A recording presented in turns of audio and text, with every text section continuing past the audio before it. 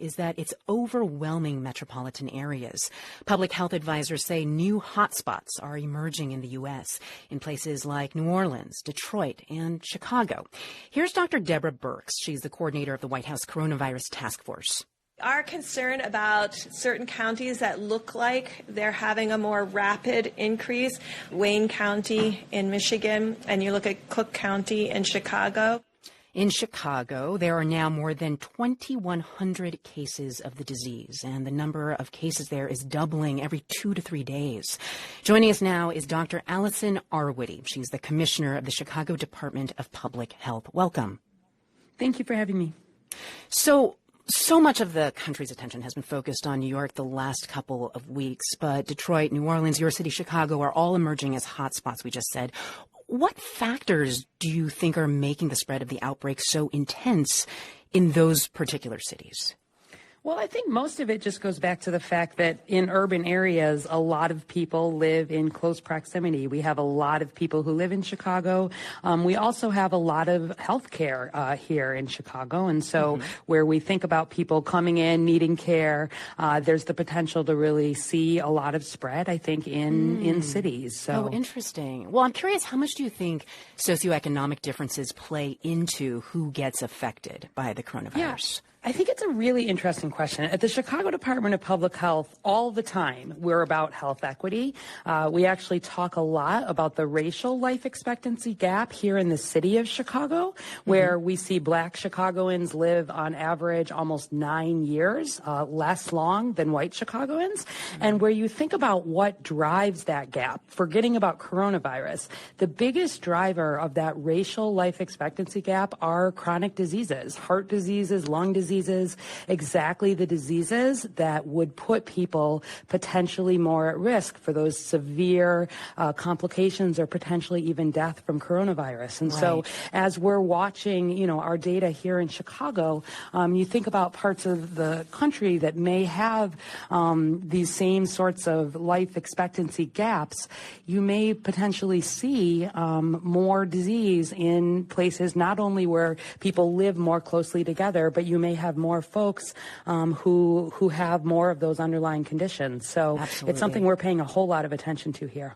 Well, your mayor, Lori Lightfoot, she says that Chicago could see 40,000 hospitalizations. Are you confident that, you'll have the beds, the staff, the equipment, like ventilators and masks, that you will need to manage that surge of patients? Right. So Chicago Department of Public Health is certainly one of the most prepared departments, and we're one of the most prepared cities for this. We had a large pandemic flu exercises as recently as last year, talking through in a theoretical way what a pandemic would look like. Okay. We have stockpiles of PPE in the ways that I know not all cities do. Enough, but though? nevertheless. Well, exactly. When you look at these kinds of numbers and these kinds of predictions, that is one end of a model, but it's certainly where we see potential for something like that. That is not a number of admissions that we in any way are set up to handle. And so at the same time that we're working to increase capacity in our hospitals, this is where we're looking at some of these alternate care facilities. The fact that we're looking at potentially standing up even thousands of beds in McCormick Place points to the fact that we want to be ahead of this. We're hoping that it won't get to that, but we can't wait to be building some of that and thinking ahead if we do get to a point where all of our wonderful acute care hospitals are not able to surge to meet that high demand. What about the jails there in the short time we have left? I saw that more than 100 inmates in Cook County Jail have tested positive for coronavirus. How's that factoring into how you're dealing with the outbreak in Chicago? Yeah, so from the beginning, we've been very focused on congregate settings. So that's our long-term care facilities, certainly our shelters where folks who are homeless may be, and then the jail. So the health department's been on site working with the jail. We've been really working to make sure we're moving folks who are positive. We're testing folks in those areas, taking it very seriously. That is Dr. Allison Arwady, the commissioner of the Chicago Department of Public Health. Thank you. Thank you. Context of White Supremacy. Gusty Renegade in for another broadcast, hopefully to share constructive information on the system of white supremacy. Today's date, Thursday, April 2nd, 2020. So I have been told. This is our book club final installment on Dr. Sylvia Hood Washington's Packing Them In, An Archaeology of Environmental Racism in Chicago, 1865 to 1954. The audio segment that we heard at the beginning, more information on the coronavirus, Chinese disease, and specifically how it's impacting Chicago. The thing that has really stood out to me, particularly they were talking about Louisiana, but saying people who are already in poor health are really going to be impacted in terms of fatalities and having more complications from all of this. If you're already in poor health, eating bad food, you live in an environment where you don't have access to clean water and you don't have access to good ventilation. They talked about that. They said if you're someplace you don't have fresh air, you're cooped up inside and you just got all those germs and things, you're not getting access to fresh air, not good for your respiration, more likely to have problems. Being packed in, warehoused someplace where you just got lots of chemicals, you don't have fresh air, you don't have access to quality produce, don't have good water, I could easily see how it could be much more detrimental.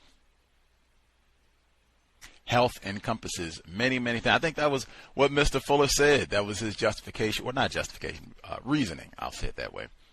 Reasoning in terms of why he did not include health as a specific area of people activity, because it encompasses so many things and racists dominate all areas of people activity, so health obviously would be included in that and our health would be compromised. But wow.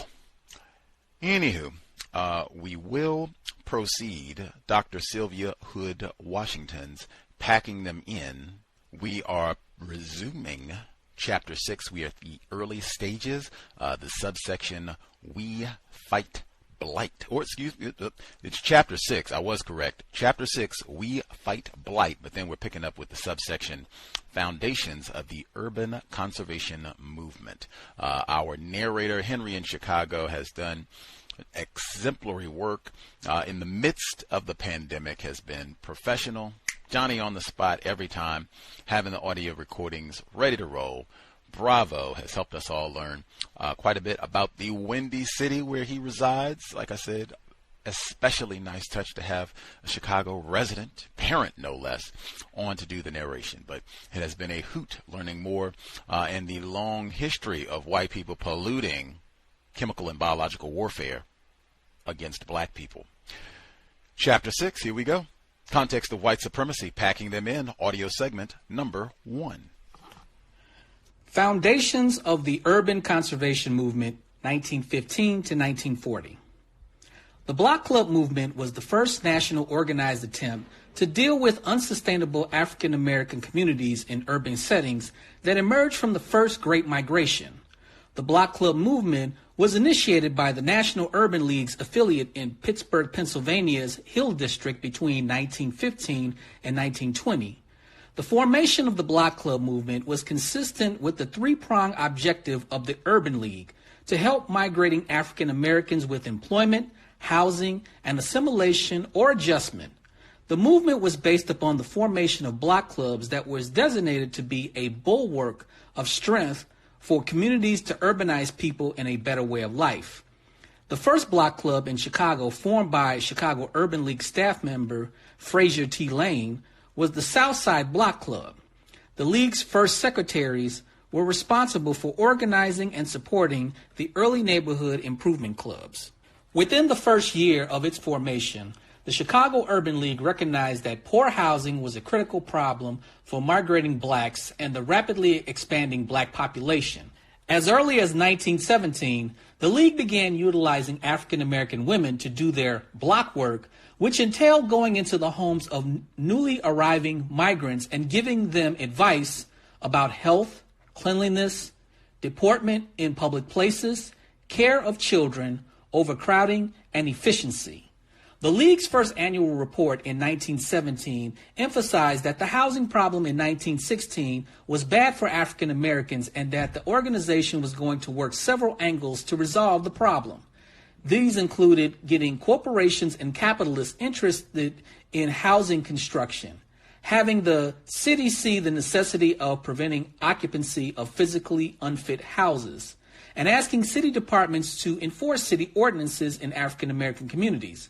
By engaging in these activities, the League sought to create livable spaces for the rapidly expanding African American population by reducing the number of insanitary houses and immoral resorts, and preventing overcrowding and extortionate rentals.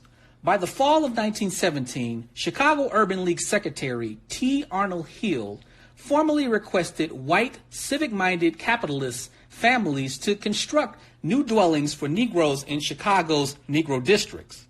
Although the League emphasized in its second annual report that its civic activities in 1917 included using one of its female staff members to go into the homes of the unenlightened and to visit the small, insanitary, and unsightly churches, to call a spade and touch the heart of the careless, indifferent, and troublesome man and woman.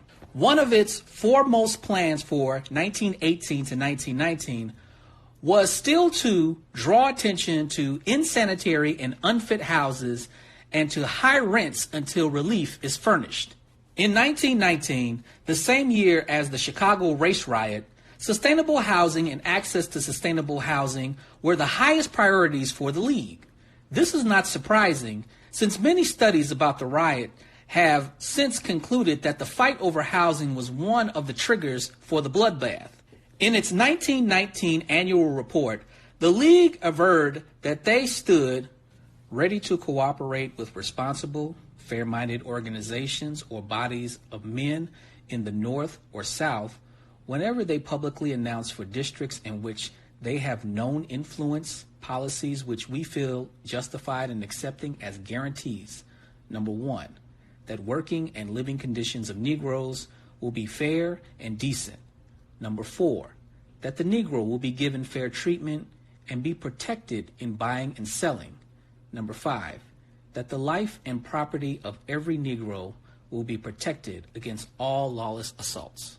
The same level of emphasis and specificity on demands for adequate housing for African Americans did not appear in the League's 1920 annual report. This de-emphasis on housing may have been due to many factors, including a decrease in the rate of migration after World War I, which the Urban League asserted was not as large when the war was on, but remained steady and constant. This assessment of the steady influx of African Americans into Chicago is consistent with that of E. Franklin Frazier in his study, Black Bourgeoisie. Frazier asserted that by 1920, the proportion of Negroes in the North had increased to over 14.1%, and 5/6 of those in the North were in cities, principally large cities. The period immediately following the race riot was a period of decline at the Urban League. According to historian Arvera Strickland, the decline was exacerbated by racial apathy and a reduced demand for Negro labor. Although the League continued to ask for financial support for its work to adjust migrants to urban living, migration became increasingly unpopular. Instead of using its female staff workers to assimilate the Southern migrants, the League gave out little cards that instructed the migrants about their services and admonished them to be careful of their conduct and habits at home and in public places. This philosophy and methodology of the League in assimilating recent Southern migrants and poor African Americans in public or social etiquette was extended and employed in their efforts to create and maintain respectable and sustainable African American communities and public places in Chicago. As James R. Grossman points out in his monograph on African American migration to Chicago, Land of Hope, Chicago, Black Southerners, and the Great Migration, a primary concern during this time period for the Urban League, the Chicago Defender, churches, Chicago's old-timers, and its middle-class African American community was their constituency not give fuel to the flaming fires of racial stereotyping that justified the use of racial planning and quarantining in the city.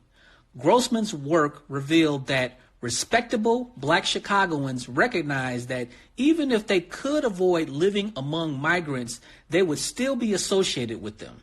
In cooperation with the Chicago Defender, the leading national African American newspaper of this period, the League frequently published do's and don'ts for African Americans that influenced their social construction as environmental undesirables.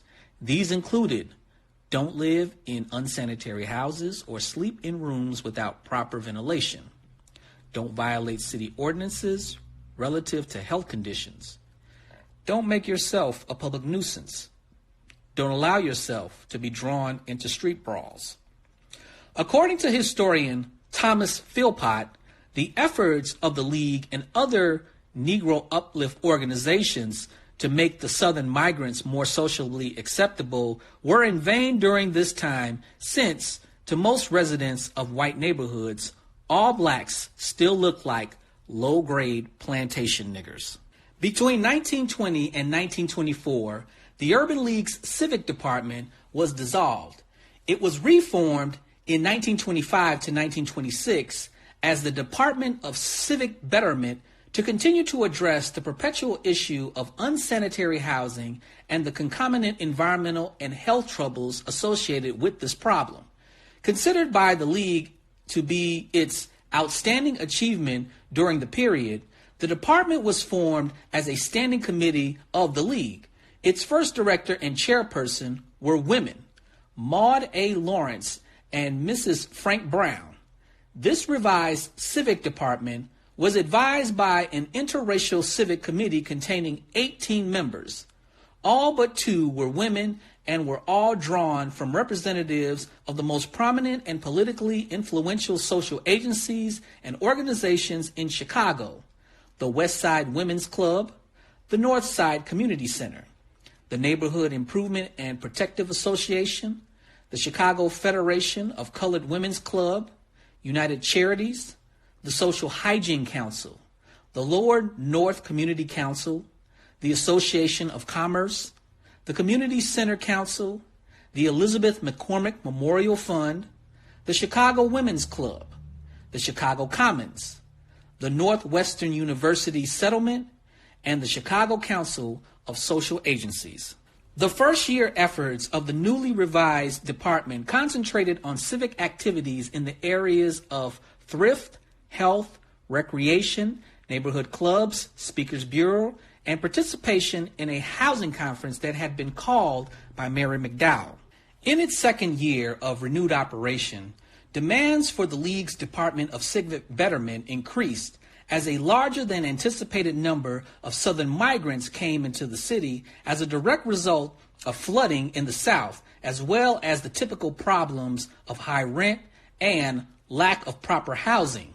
The Great Mississippi Flood of 1927 was considered to be one of the most threatening natural cataclysms in local history and proved devastating to those living in the Delta, destroying homes, possessions, and crops. The 1926 to 1927 period was a watershed year for the Civic Department. In addition to the unexpected flux of migrants from the South, they began to form new neighborhood clubs and supported the older and existing clubs with speakers. They also began to push clubs' involvement with the city's Neighborhood Improvement and Protective Association.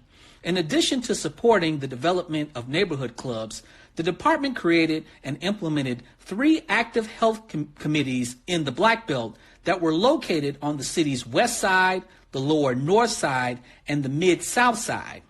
These committees held a tuberculosis institute in the city's west side at the Hayes School, conducted a series of health lectures in conjunction with a health exhibit on the city's north side, and developed a social hygiene institute on the mid-south side. The activities of these committees were also supported by the city's health department, which lent out health films to neighborhood clubs, schools, and churches, and by the Elizabeth McCormick Memorial Fund. The department also joined with the YMCA, YWCA, the Medical Society, and other health agencies in the city to celebrate the National Negro Health Week in 1927. In addition to all the above activities, in 1926 to 1927, the department conducted several important surveys and studies of day nurseries, of summer camps, and of several neighborhoods. The 1927 annual report for the League declared that the most important neighborhood study embraced the 2 blocks bounded by 33rd and 35th Streets on Calumet Avenue, and that evidence gathered from the study on 23 homes was presented by the League's executive secretary at the housing conference conducted by the Women's City Club. According to the 1927 annual report, the survey provided an important picture showing the bad housing conditions secured by the Civic Department and used for exhibition purposes. The following year, the Civic Department participated in an all-day housing conference and exhibit at the Women's City Club and held its own conference on housing on March 30th, 1928 at the Wabash Avenue YMCA. This was an all-day conference that included a morning session titled Problems of Rehabilitation, an afternoon session, The Relation of Housing and Health, that was led by Dr. Arnold H. Kidgel, the city's Commissioner of Public Health, and an evening session, The World's Fair and What It Will Mean to Chicago, that had a special emphasis on the housing situation. The department also went around the city with the Chicago Urban League's own DeVry motion picture machine, conducting health talks with significant films such as Sun Babies for rickets and Big Gains for Little Babies for talks on tuberculosis. In 1929, the same year that the League completed its 2-year study of the Negro family in Chicago, under the direction of E. Franklin Frazier, the department held a morning conference on health and housing that featured Dr. Arnold Kidgel as the principal speaker. The conference addressed the health department's plan to demolish housing stock that was a menace to health and good citizenship. Although the 1929 stock market crash on Black Tuesday and the ensuing depression circumvented many organized attempts by African American leaders to effectively deal with environmental inequalities and unsustainable living conditions, their commitment to addressing these issues stayed alive. An article, Hovels or Homes, which appeared earlier that year in the League's Opportunity magazine and was written by Chicago League member Mary McDowell, emphasized that Southern African American migrants in Chicago were being pushed into crowded living conditions that were causing diseases like tuberculosis and crime. McDowell ended her article with a strong recommendation that the City of Chicago's 3 commissions, the City Plan Commission, the Zoning Commission, and the Housing Commission, all have one slogan: slums must go. Together, we will demolish slum areas and slum houses before 1933. The Chicago Urban League's Civic Department eventually dissolved in 1930 due to a lack of funds and did not function again as a separate department in the League until 1934, after the worst part of the Depression had passed. Like earlier efforts, the League's Civic Department during the Great Depression dealt with the environmental marginalization of a large majority of African Americans in Chicago, who were constricted to living in poor housing stock as a direct result of societal perception that they were agents of blight and undesirables.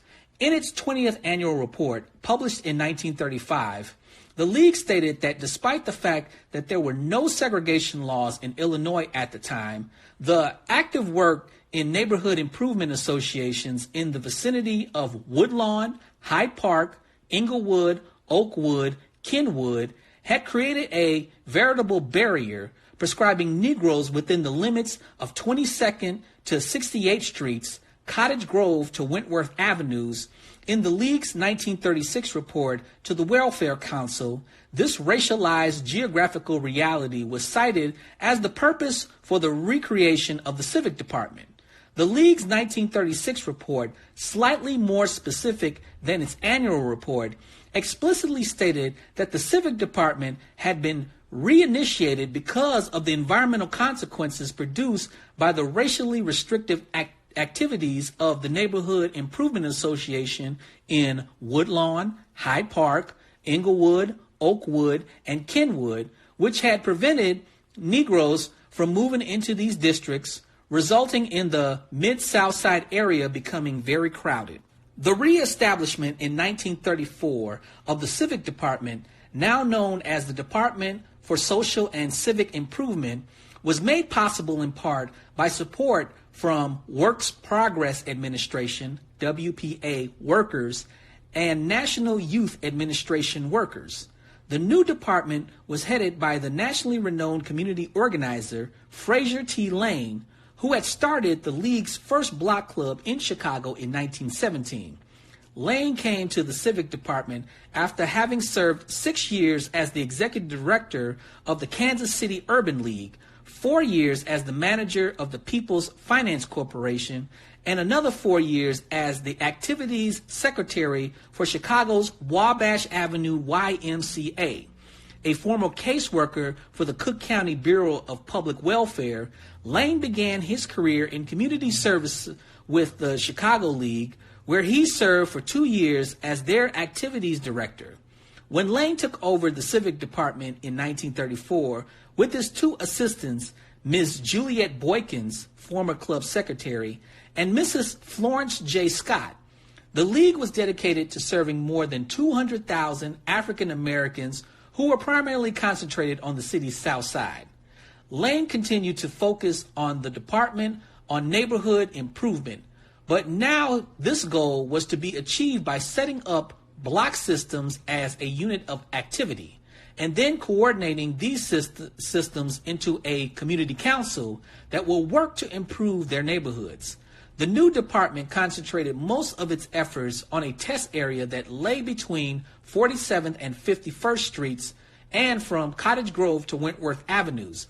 Prior to initiating its theories on the test area, the League held a 2-day conference at which the outstanding problems of the area were discussed by 355 registered delegates from women's clubs, social welfare agencies, public schools, churches, and auxiliary groups. This organizational approach of developing community strength through block clubs was a critical move in the development of the future and successful urban conservation movement. This was also the era that marked the beginnings of beautification campaigns by the League in the African American communities. The beautification campaign successfully increased community-led efforts in planting grass in the neighborhoods and removing eyesores like abandoned cars and trucks for aesthetic purposes. In 1935, the Civic Department declared that out of the 620 front yards in the area, 116 had not been beautified as of August 31st. This shows 5 times as much grass planted as was true in the past 5 years. These activities were consistent with the League's goals for African American communities, which were to have them develop a common mind on the fact that for many years people are going to be living within this area, and it is up to them to decide on the future value of their property and present moral conditions of their neighborhood. Pamphlets passed out to these communities in this period asked residents to 1. Request landlords to make necessary repairs and to beautify the lawns. 2. Train the children to protect the grass and shrubbery and to refrain from destroying parts of the building. And 7. Insist upon the rigid enforcement of zoning laws. The pamphlets also provided a specific list of conditions that led to blight and slums, including dilapidated houses, dirty streets and alleys, unclean yards and porches, and piles of junk and rubbish. By the end of the first year of the re-established Civic Department in 1935, the Urban League reported that they had conducted 159 talks on neighborhood improvement for 3,180 people, had interviewed 1,350 residents and 150 businessmen and public officials in regard to community betterment, and held 16 block club meetings whose average attendance was 14 people per meeting. The end of 1935 also marked the formation of 2 of the most powerful community clubs in the urban conservation movement, the West Side Community Council, and the Washington Park Federation of Neighborhood Improvement Clubs. In addition to working on the test area project in 1936, the Civic Department also conducted two other neighborhood improvement projects, the Community Improvement Project, WPA, Project 2526, and the Model Block Experiment. The Community Improvement Project, whose motto was a club in every block in the area, used 145 WPA workers to achieve its objective of improvement, mental, moral, and physical, for the targeted geographical area in cooperation and in conjunction with the Wabash Avenue YMCA. In this case, the targeted area was from 26th Street to 43rd Street and Cottage Grove to Wentworth Avenues. Classes for adults and youths conducted in club settings by the League and the YMCA to foster solidarity and cooperation among residents included sewing, knitting, cooking, health classes, beauty talks, citizenship classes, Negro history, clean blocks, lawn planting, interior decoration, religious education, and dancing. The Model Block Club Experiment program objectives were similar to that of the League's main test areas, whose emphasis was on the development of civic pride among residents and absentee landlords by keeping the property in good repair, beautifying property by painting buildings, planting grass and flowers, and keeping the neighborhood in such good condition that the value will improve rather than be lessened. This particular project was conducted with interracial cooperation and financial support from the Cecilia Parker Woolley Committee of the Chicago's Women's Club and focused on buildings on Evans Avenue from 46th to 49th Streets. In 1936, the League also opened up a West Side office branch to deal with similar issues of housing and neighborhood pride. The grim fact of little and extremely poor housing stock for black Chicagoans was espoused before the Chicago Urban League on February 26, 1936, by Harold L. Ickes, U.S. Secretary of the Interior and Administrator of Public Works, who had formerly been the president of the Chicago NAACP. In his address to the League, Ickes announced plans for the development of 47 federal housing projects in the country's larger cities, which would be open to Negroes. According to Ickes, public housing was being built because the Democratic-driven Public Works program had recognized the wretched living conditions of thousands of Negro families and was undertaking a slum clearance program on the theory that one of the primary needs for a sound democracy is good housing, and in the belief that if our economic system makes it impossible for a large portion of the population to have good housing, there is something wrong with that system. He criticized a legal system that had an ecocentric view towards land use and planning as opposed to a homocentric view when it came to urban redevelopment. Lamenting before the Chicago Urban League that the more sustainable housing in the form of public housing for African Americans could have been created, Ickes stated, "There would be many more if the courts had not questioned the right of the federal government to condemn property for housing projects. It seems that under our system, it is permissible to condemn land for wildlife refuge, for parks, for roads, for post offices, and even for courthouses. But some judges are in the opinion that, notwithstanding the general welfare clause of the federal Constitution, we may not condemn fetid, unhealthy, and disgraceful buildings and erect in their place modern, comfortable dwellings for those in the lowest income group." The Chicago Urban League was consistent in voicing its concerns over unsustainable communities for African Americans during the Depression era as a function of racial restrictions. League Executive Secretary A.L. Foster made numerous appearances before civic and political groups to voice the concerns of the organization. On April 5, 1937, Foster gave a speech before the City Club Forum about the conditions of African Americans in the Depression. He articulated in his speech, The Negro in Chicago and the Depression, that although the main point of the presentation would center on the economic plight of African Americans, all of their problems were rooted in racism. Foster asserted before his all-white audience that the migration between 1910 and 1920 of 750,000 Negroes in 12 urban centers was a problem rendered more acute by the fact that Negroes were segregated. Their dark skins marked them out. Instead of being absorbed as migrating groups sometimes are, they became communities within communities. These concerns were reiterated in a 1938 radio broadcast conducted by Mrs. Irene McCoy Gaines, president of the Chicago and Northern District Association of Colored Women, to mark the 23rd year of service provided by the Chicago Urban League.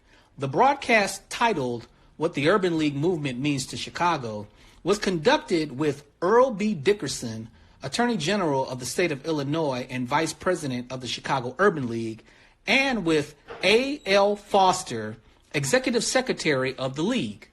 Dickerson and Foster both pointed to racial restrictions as the foundations for poor and unsafe African American communities in Chicago.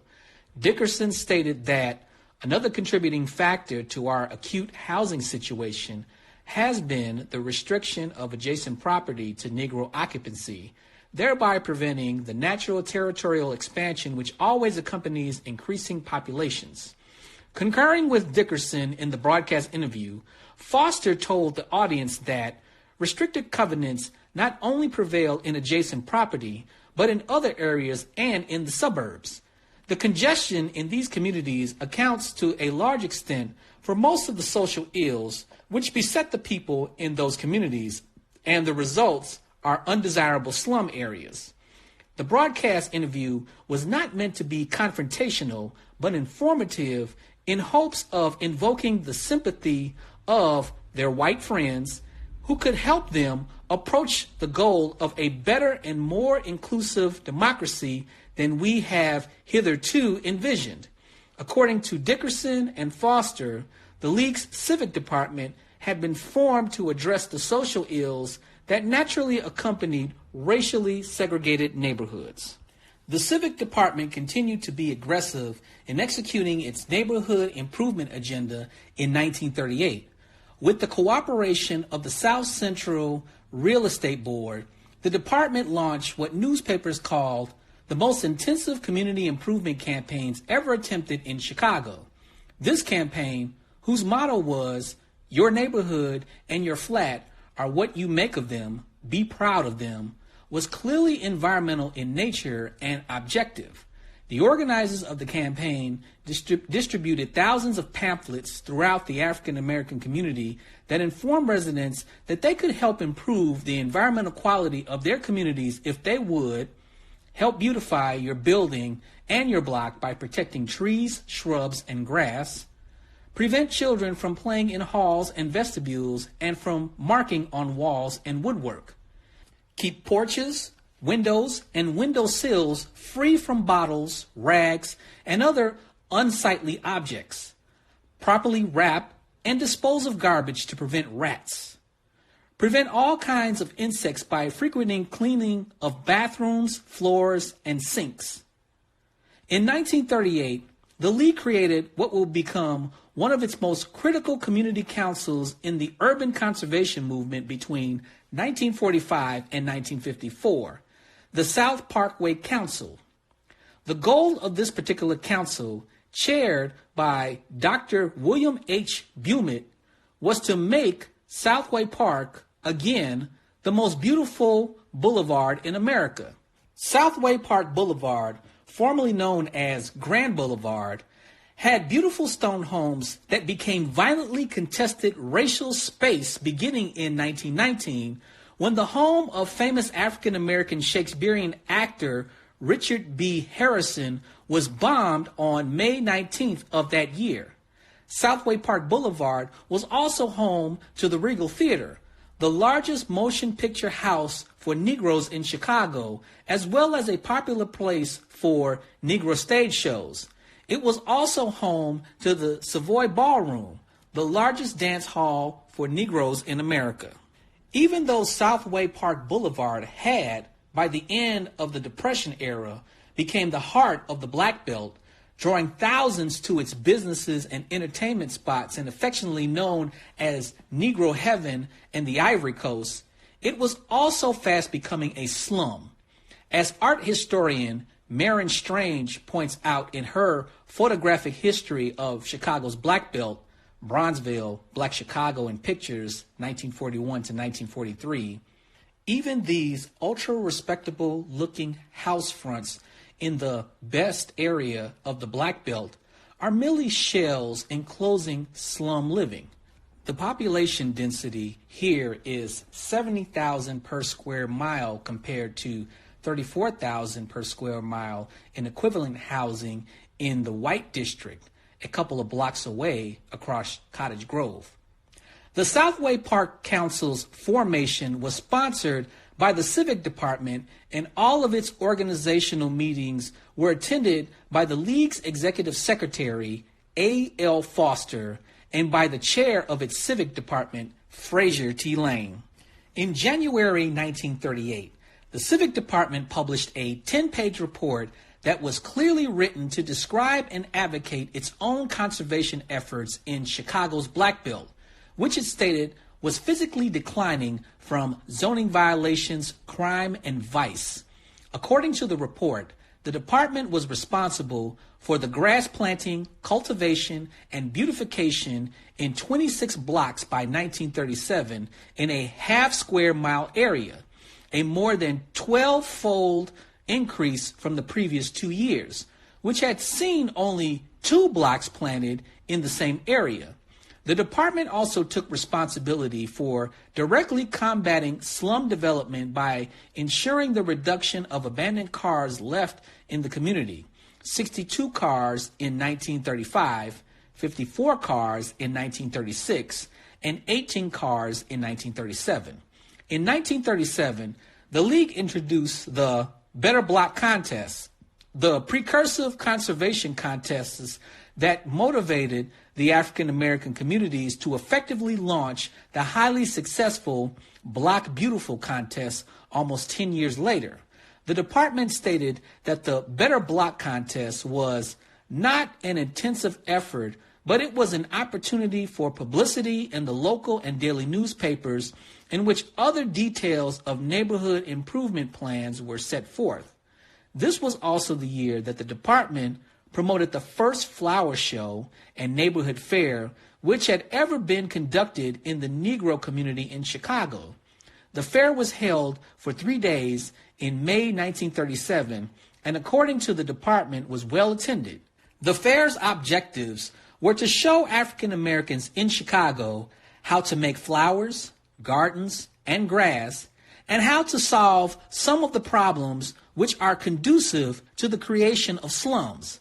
The Civic Department used the fair to introduce members of the community to the concepts of neighborhood improvement clubs and gardening as a hobby, and to showcase beautiful spots on the South Side. The skills learned from the fair made community members more competitive in the Block Beautiful contest. In August 1939, construction began on the first federally funded public housing project for African Americans on Chicago's South Side, the Ida B. Wells homes. This public housing project was supposed to be the model for sustainable housing for African Americans seeking to escape slum conditions. This legally racially segregated PWA and eventually CHA housing project was strongly supported by the Urban League in keeping with its advocacy for sustainable housing for African Americans.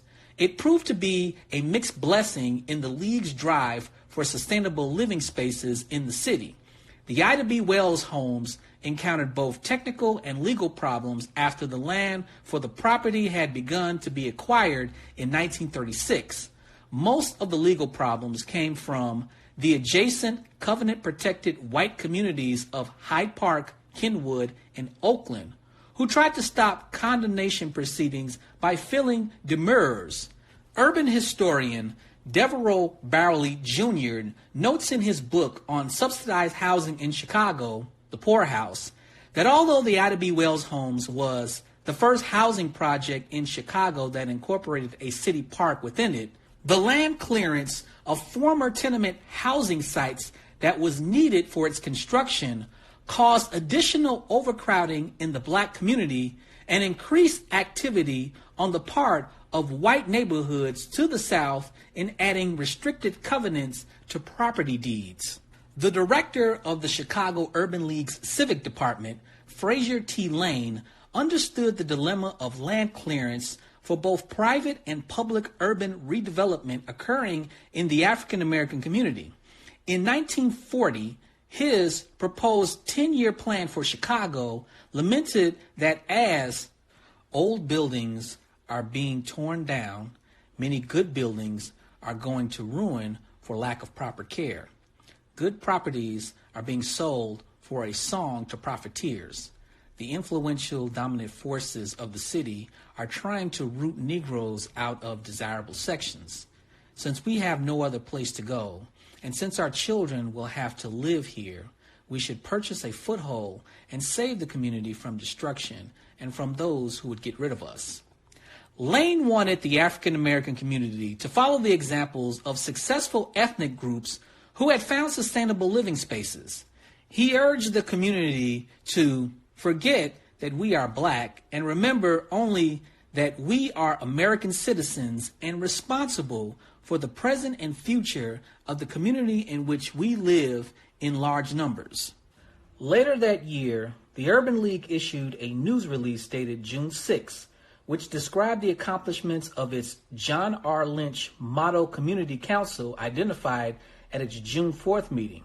The news release began by pointing out that the June 4th meeting had begun with an environmental presentation by a Mr. M. Ross of the Chicago Park District. Ross had come to the meeting to encourage citizens to cooperate with the Park District's anti-litter campaign by not littering the boulevards with newspapers, fruit skins, and other debris. The news release also made it clear that the council, which had received strong support from League Civic Director Lane, had made considerable progress since its inception in April 1940.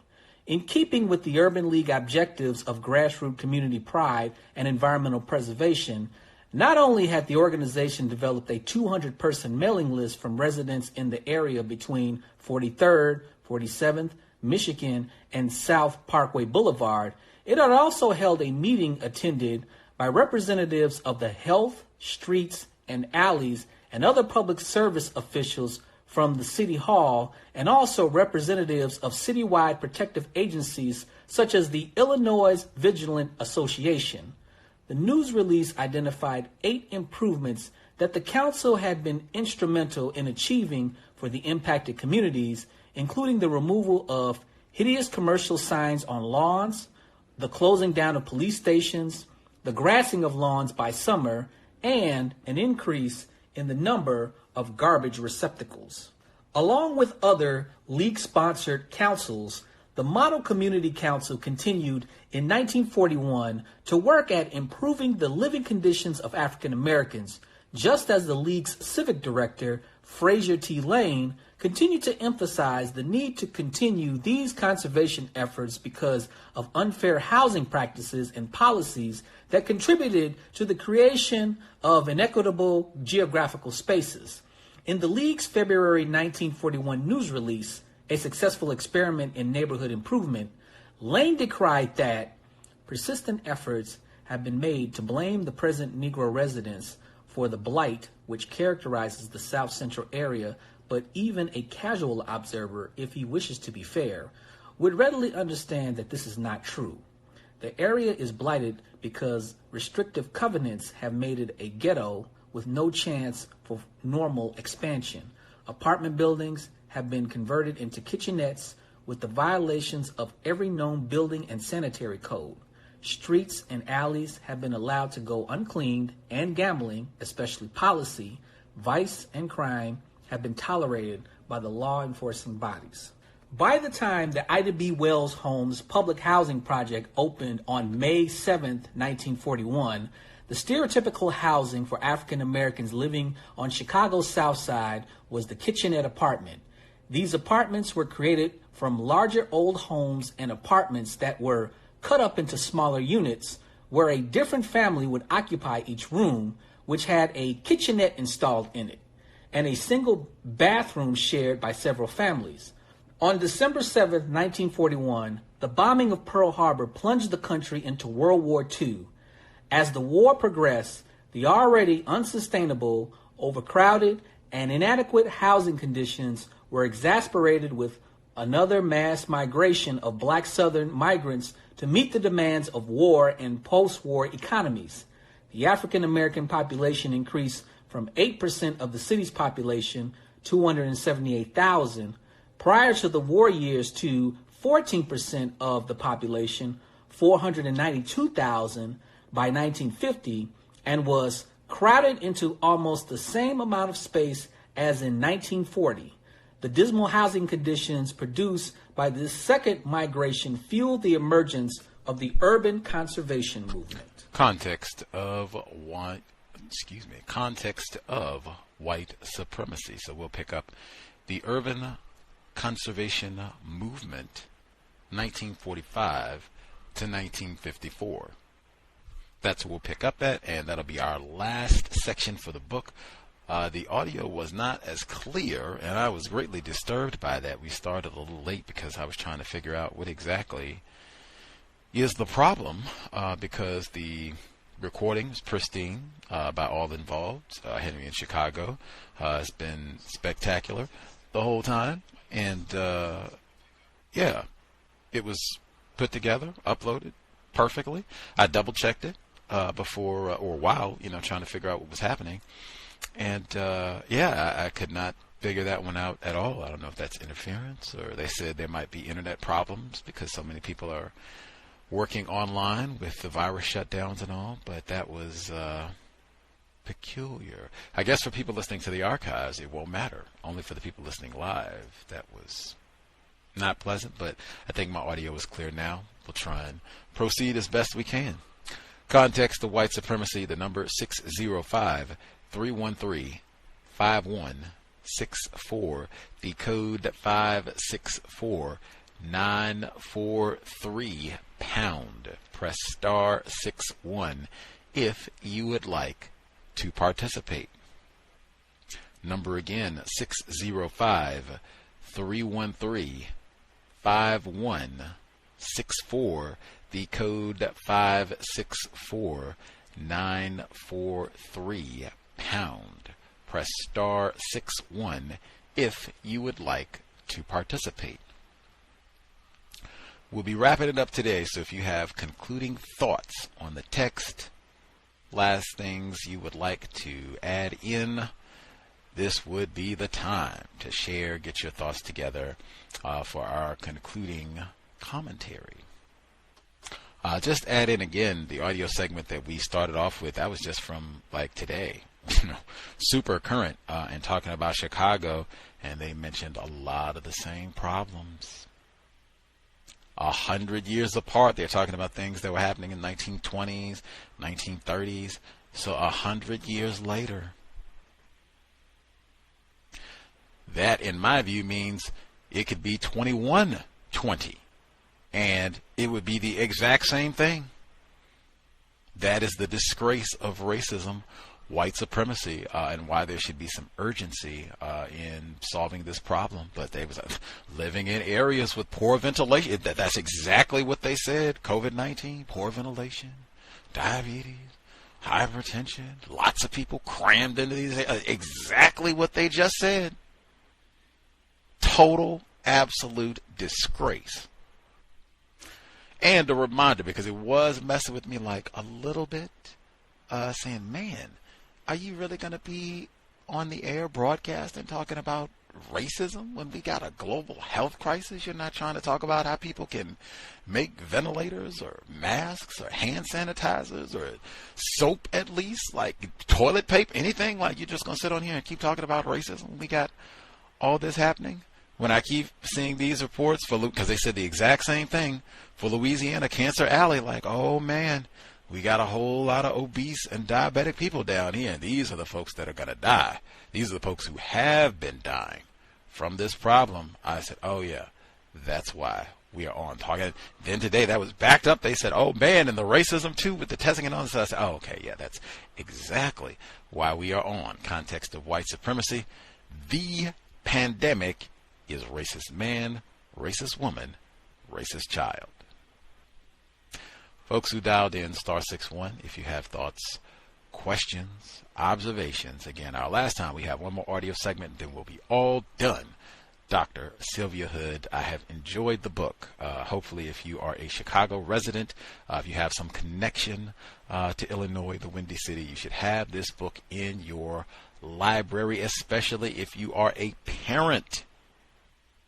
Absolutely. Have it in your library and make sure you read it. They understand it. They might need to, I don't know if you can get this, like, got a 5-year-old or an 8-year-old, maybe you need to, be age appropriate with it. But man, you got children, you live in the Illinois, Chicago area. Oh yeah.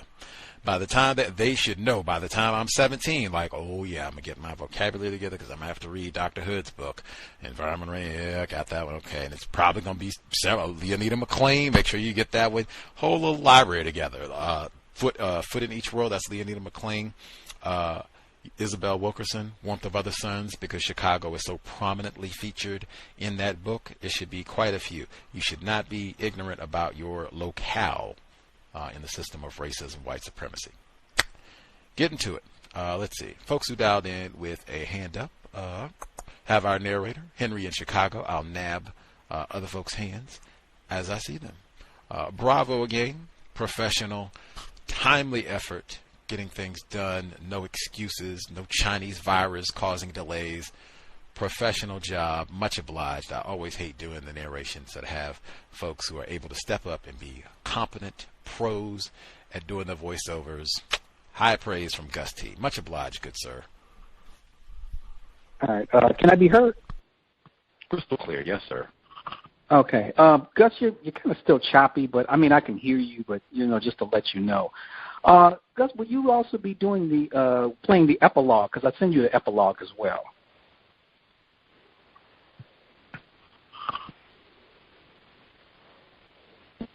Gotcha. I'll check my email. Okay. Yeah. So I send you the epilogue as well, and that's like about. I think I had sent you an email in regards to that because I didn't know if you wanted to do it this week because the epilogue is like a 26-minute recording as well. So, just to let you know about that.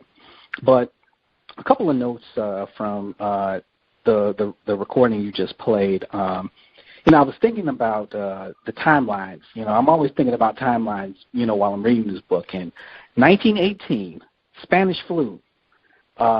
This was something that I've been looking over the last week or so, because of the fact that, we're going over this COVID-19 thing and how people, handled the Spanish flu. And so I was looking at, some documents from University of Michigan in regards to the Spanish flu in Chicago. And what was interesting was this one article that I pulled up was talking about how more whites had died from the Spanish flu than the African-American population. I think they said 2.7% of the white population were affected compared to 1.4%. And this was some serious stuff with the Spanish flu because there were 500 people at the peak of it per day that was dying from this, according to the numbers. And apparently they didn't shut down a lot of things in Chicago as well until it was too late. But what was interesting in regards to that discrepancy between whites and African Americans was the health commissioner of Chicago during that time had stated that blacks had an immunity to influenza. And I just laughed at it. But they said realistically, that wasn't the case because the flu, will kill anybody, anybody that's human. But, it didn't really give a clear, it really didn't give a clear definition of why more whites died from it than blacks. But I'm attributing it to the racial segregation I mean, obviously, if blacks are living in different areas than white people, then obviously they're not going to get this flu because they've been more affected with it than the black people. So in some ways or another, actually, racial segregation of areas kind of helped black people in that pandemic with a little less casualties than white people. Elizabeth McCormick mentioned in this text. She's part of the McCormick family, which is named after the McCormick Center, which is a big convention center in Chicago. I think it's the biggest convention center in the country, which will be turned into an emergency center pretty soon, a COVID-19 emergency center. So I thought that was pretty interesting. 2 homes that have been demolished that was mentioned in the text, the Icky Homes and the Ida B. Wells projects, both currently demolished at this time. So that's all I have right now in my life. Much obliged, Henry in Chicago. We'll have to see with the timing for the epilogue today, because we did get started a little bit late, but we're on shelter in place, so might not be that big. We could do that and then we'd be done. That way we wouldn't have to, because that'd be kind of silly to do like 20 minutes just for next week or something. We can just be done today. But that is fascinating. Was it with the pandemic?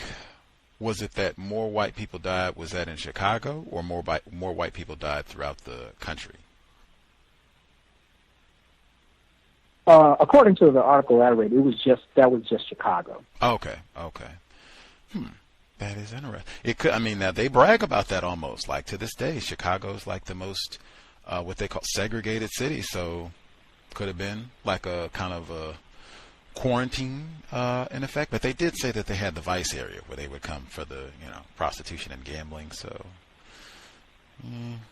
but that is interesting. That's one to ponder on. Was the so-called segregation that good that they were effectively quarantined from getting the illness? Let's see. Thomas in New York, if other folks have a thought on that or their own notes as we kind of cruise towards the conclusion of packing them in. Thomas in New York, thoughts? In particular on what Henry just said, I didn't know too much about the racial breakdown of the Spanish flu. But I will say that this current coronavirus, it seems like it's only in the areas where you have a lot of black people right now. It's in Baltimore, Chicago, Detroit, New Orleans, all the chocolate cities, Atlanta. It's already in New York, so now here in Chicago, so it seems like it's targeting one group of people right now, even though it didn't start out that way. What I wanted to talk about from the reading was when I grew up in Jersey City, we used to have what we called the block association. And they was talking about these different block clubs. And they said, oh, this sounds like the block association. Where they would have like a toll bank and everyone in the area, they bring their telephone bill or something to prove that they live in the area. They could borrow the tools at maybe a discounted price, or it might have been free even. I can't even remember. But all of those organizations didn't help our condition at all. And it still didn't give us a community. Like, say, this is your community where you guys could make the rules and determine what goes on here. It was just, you guys could hold house decoration contest and, just little minute things that, and it was sort of like you have an area where you're just trying to change the aesthetic, but nothing else in the area. Just make it look better. It's like, putting a Band-Aid on a gunshot wound. It's not going to really, it's going to stop the bleeding for a little while and, make it at least look like you're not bleeding, but you're still, still in the worst conditions that you could possibly be in. So I just thought that was interesting. And I blew my mind, Gus, but there was a lot of different organizations and leagues and clubs that were mentioned and what they were responsible for. Then you look at present-day Chicago, and it was like, well, that was just a waste of money, waste of time.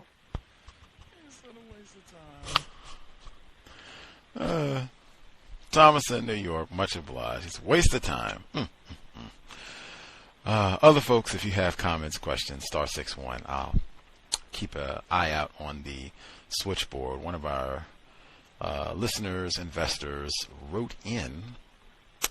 He says, number one, from the last reading, the 1939 Supreme Court case Lee versus Hansberry is discussed. The Hansberry refers to the father, Carl, of the playwright Lorraine Hansberry, cowbell, author of the celebrated play Raisin in the Sun, featuring Ruby Dee the first time around.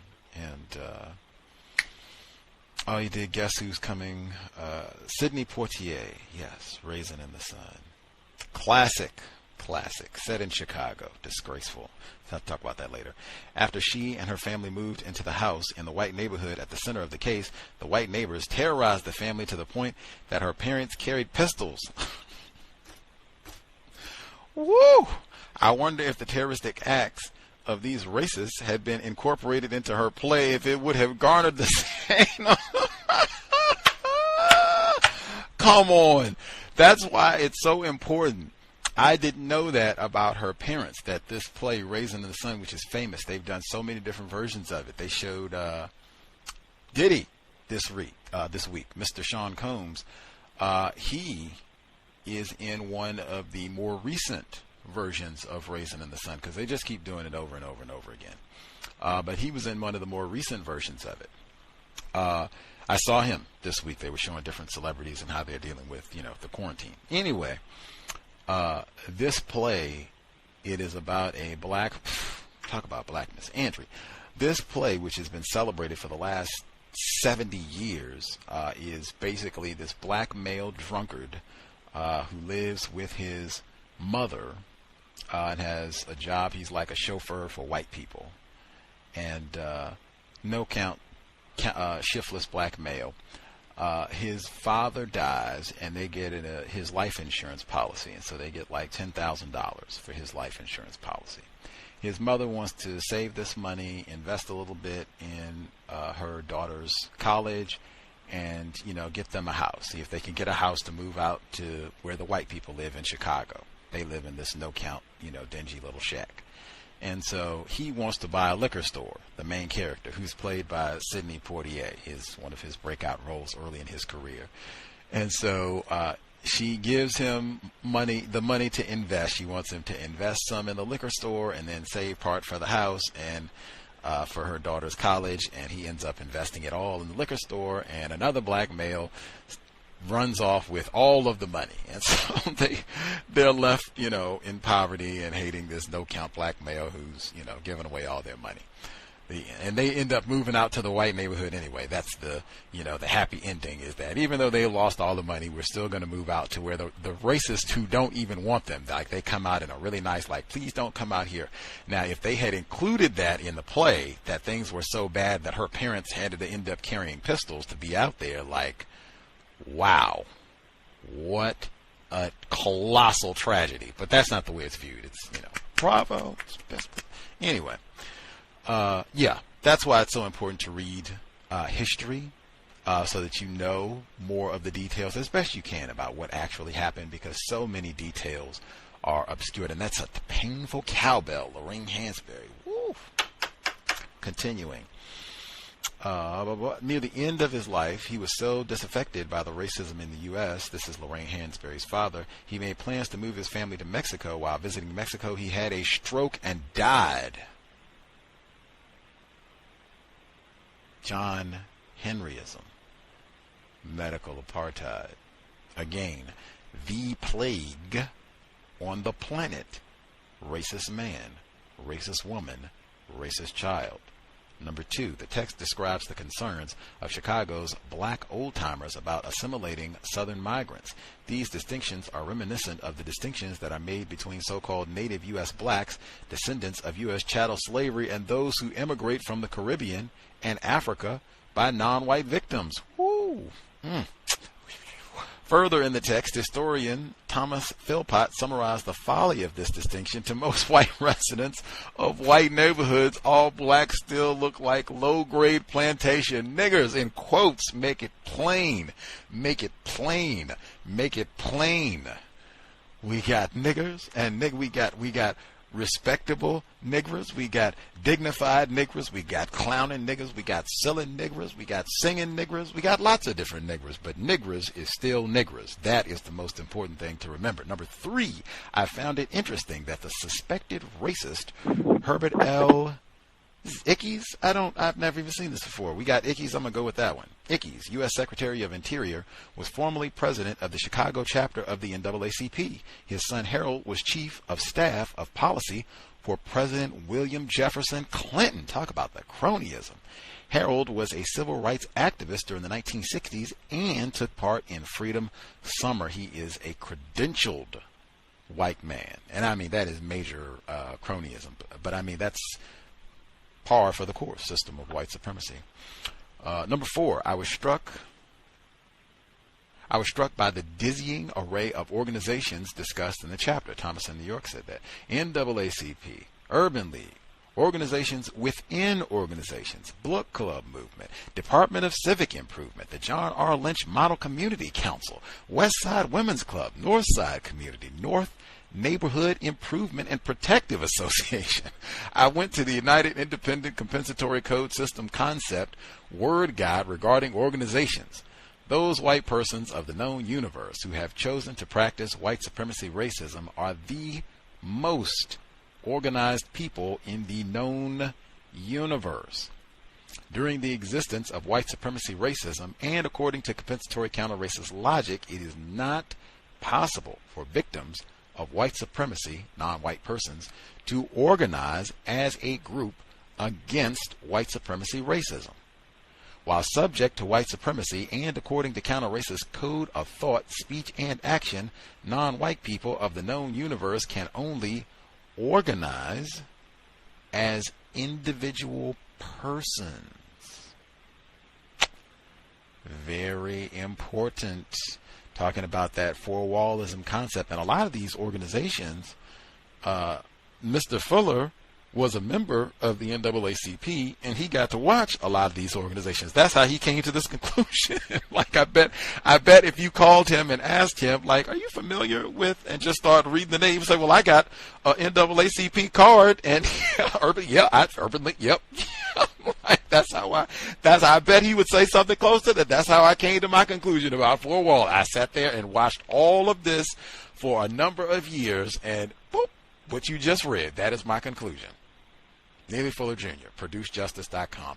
Our investor, he concludes, I'm going to recommend this book to any black person I know who currently resides or is considering living in Chicago. Absolutely. Got to have this in your library. If you have any connection at all, if you got, like, even if you don't live there, I wouldn't care if you said you lived in Japan now. If your parents are what they call from Chicago, that's where they were born and what have you, that had a formative impact on who they are and all that. Oh yeah, you should have this book. This book will probably tell you a whole lot about you. Because I was even thinking, like, reading all that about these beautiful block contests and everything. And then, like, when Dr. Welsing was born, I said, man, Dr. Welsing probably saw some of this stuff. Like, man, I wish I would have, like, man, did you see these beautiful block contests and beautiful neighborhood contests? Because when I kept hearing this, I kept hearing like a faint little whisper of every black person should have an A+ in Broome. I said, man, that is, I bet Dr. Welsing, like, saw some of this stuff. Like, there's no way, like, this would have had to have been going on. I mean, these are the years we're talking about. This is when she was growing up, like 40s in Chicago. Yeah, I think she would have seen some of this stuff. Like, I could be wrong, but I think she would have seen some of this. I think that might have even had a direct impact on A+, but not that I'm knocking it at all. I mean, hey, clean up. That's what they're saying, right? Wash your hands. That's what they're saying right now. No problem with that at all. Like, that's great. Being about being clean and sweeping up and making sure that where black people live is not synonymous with trash. But yeah, and I also, when I was hearing this, was thinking a lot of what they call respectability politics, like when they were talking about caller who wrote in, listener who wrote in, they were talking about the black people who maybe they migrated to Chicago a few years earlier, and so then the next generation or the next wave of black people relocate to Chicago. Like, oh my God, where did these, Negroes come from? They country, no trifling Negroes, and oh, look at what they're wearing, and oh, you got to get out of here, man, and they're gonna mess it up for everybody. So we got one group of Negroes and a different group of Negroes. Negroes are still Negroes.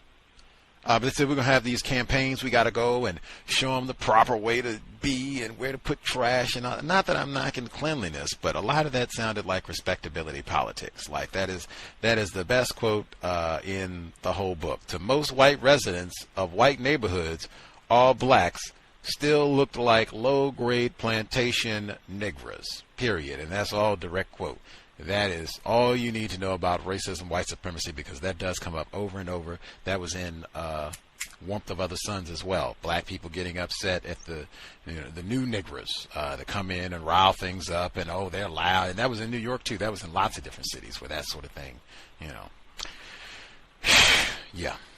Let's see. What are some of my other notes from the chapter? Respectability politics and the lots of works. Okay, let's see. It said as early as 1917, the League, this is the Urban League, began utilizing African American women to do their block work, which entailed going into the homes of newly arriving migrants and giving them advice about health, cleanliness, deportment in public spaces, care of children, overcrowding, and efficiency.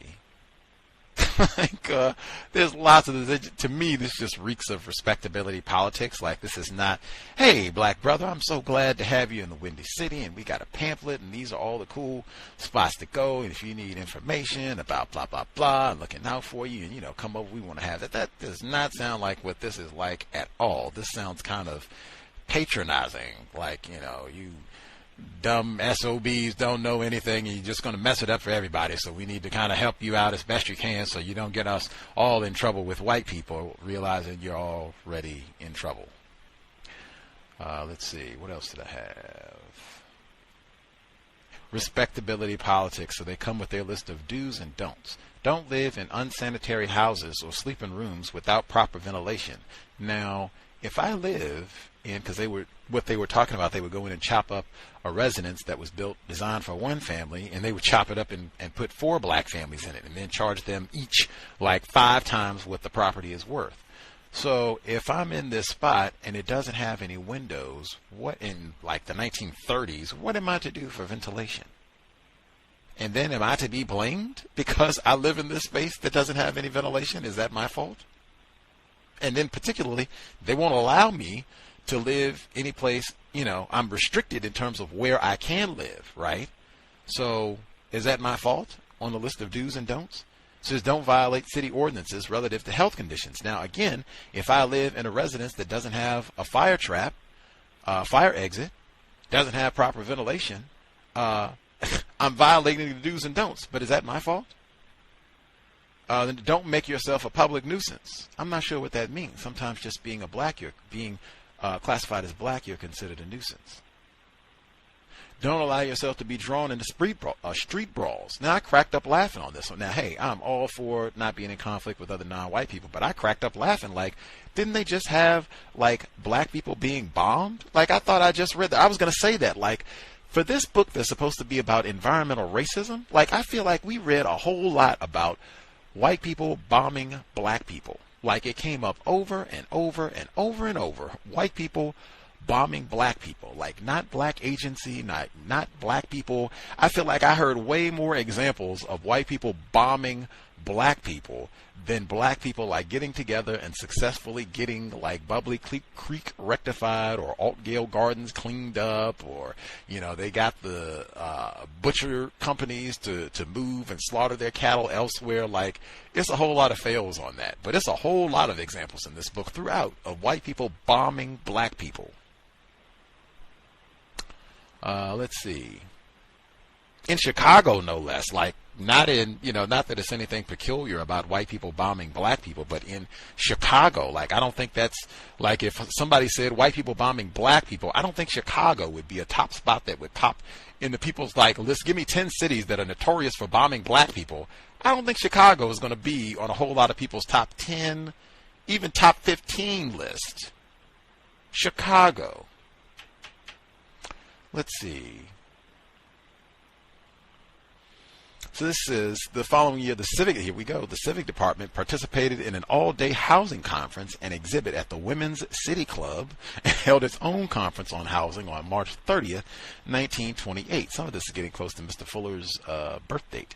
At the Wabash Avenue YMCA. This was an all-day conference that included a morning session titled Problems of Rehabilitation and an afternoon session, The Relation of Housing and Health, that was led by Dr. Arnold H. Kegel, the city's commissioner of public health, and an evening session, The World's Fair and What It Will Mean to Chicago, that had a special emphasis on the housing situation. All of this, and they go on to break down specific talks about health habits with black people and the Chicago's Urban League being involved. White people are not ignorant. Like I said, some of this is exactly what they're talking about today. I got confused. April 2, 2020. This is exactly what they're talking about with COVID-19 right now, and why Chicago, Cook County, is a hot spot for the virus. You got people that live in bad health conditions and poor ventilation. It's exactly what they're talking about. They're not ignorant. This is not, we just did a report in March, and man, it's terrible to be in these guys. They have known this for a long time. They don't care. These niggers we intend for you niggers to be in places with poor ventilation and toxins everywhere and pollution and bad food. That's the goal of all of that. We designed it that. We've been planning this for centuries. Let's see. The fella here we moved down, this is 169. On April 5, 1937, 100 years, Foster gave a speech before the City Club Forum about the conditions of African Americans in Depression. He articulated in his speech the Negro in Chicago and the Depression, that although the main point of the presentation would center on the economic plight of African Americans, all of their problems were rooted in racism, still true 100 years later. Foster asserted before his all-white audience, now I will say that alone, give out his full name, A.L. Foster. 1937? And it's almost, I'm too ignorant to do the math, but that's about, what is that, about 77 years?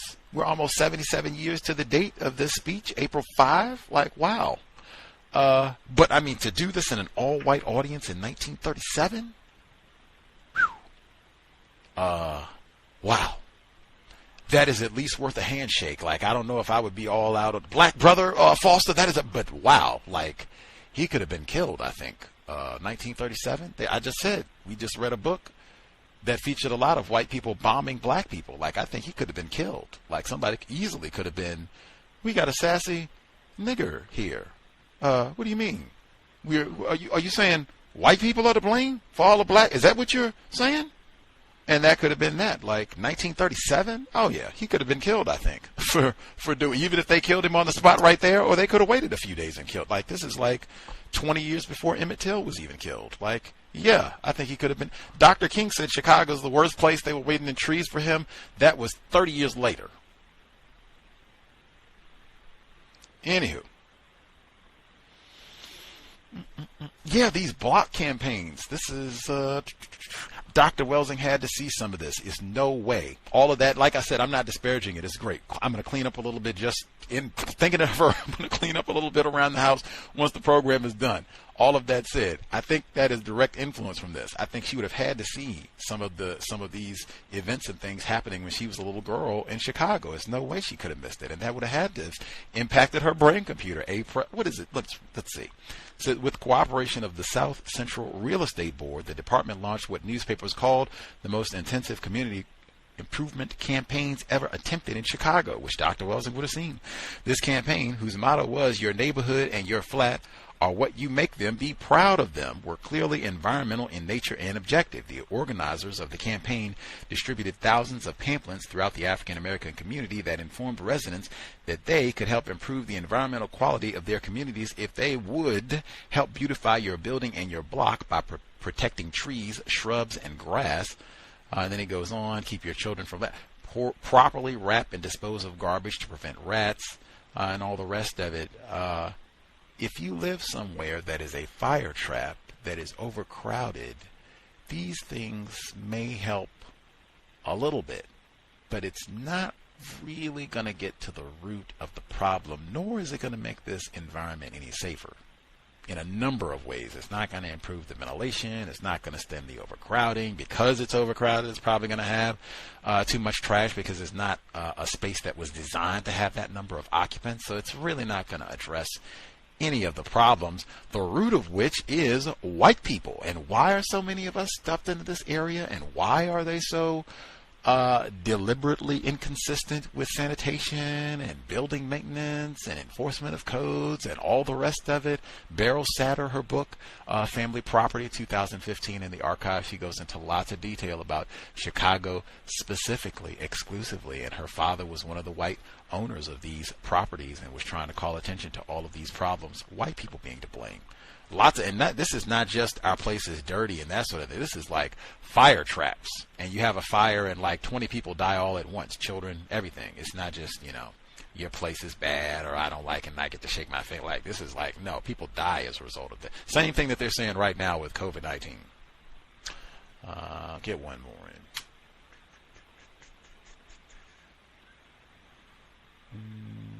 What is this here? I forgot.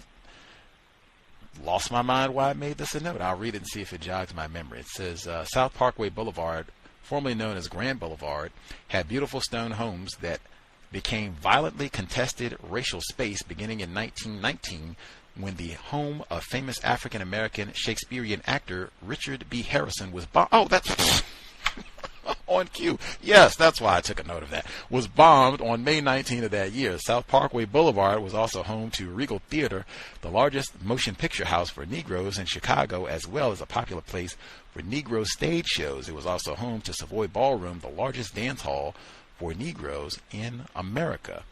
The dance hall bits, like, I guess they didn't have a problem making a place for black people to go and cut loose and cut some rug, they say. Dr. Welsing would say we need to stop being known for dance. If we start a dance, it'll be around the world. I guess that would be a reason why. White people, no problem. You want a dance hall? No problem. We'll build you the biggest dance hall in the world. Library, healthy housing, clean water. You want us to stop dumping pollution and poison on you?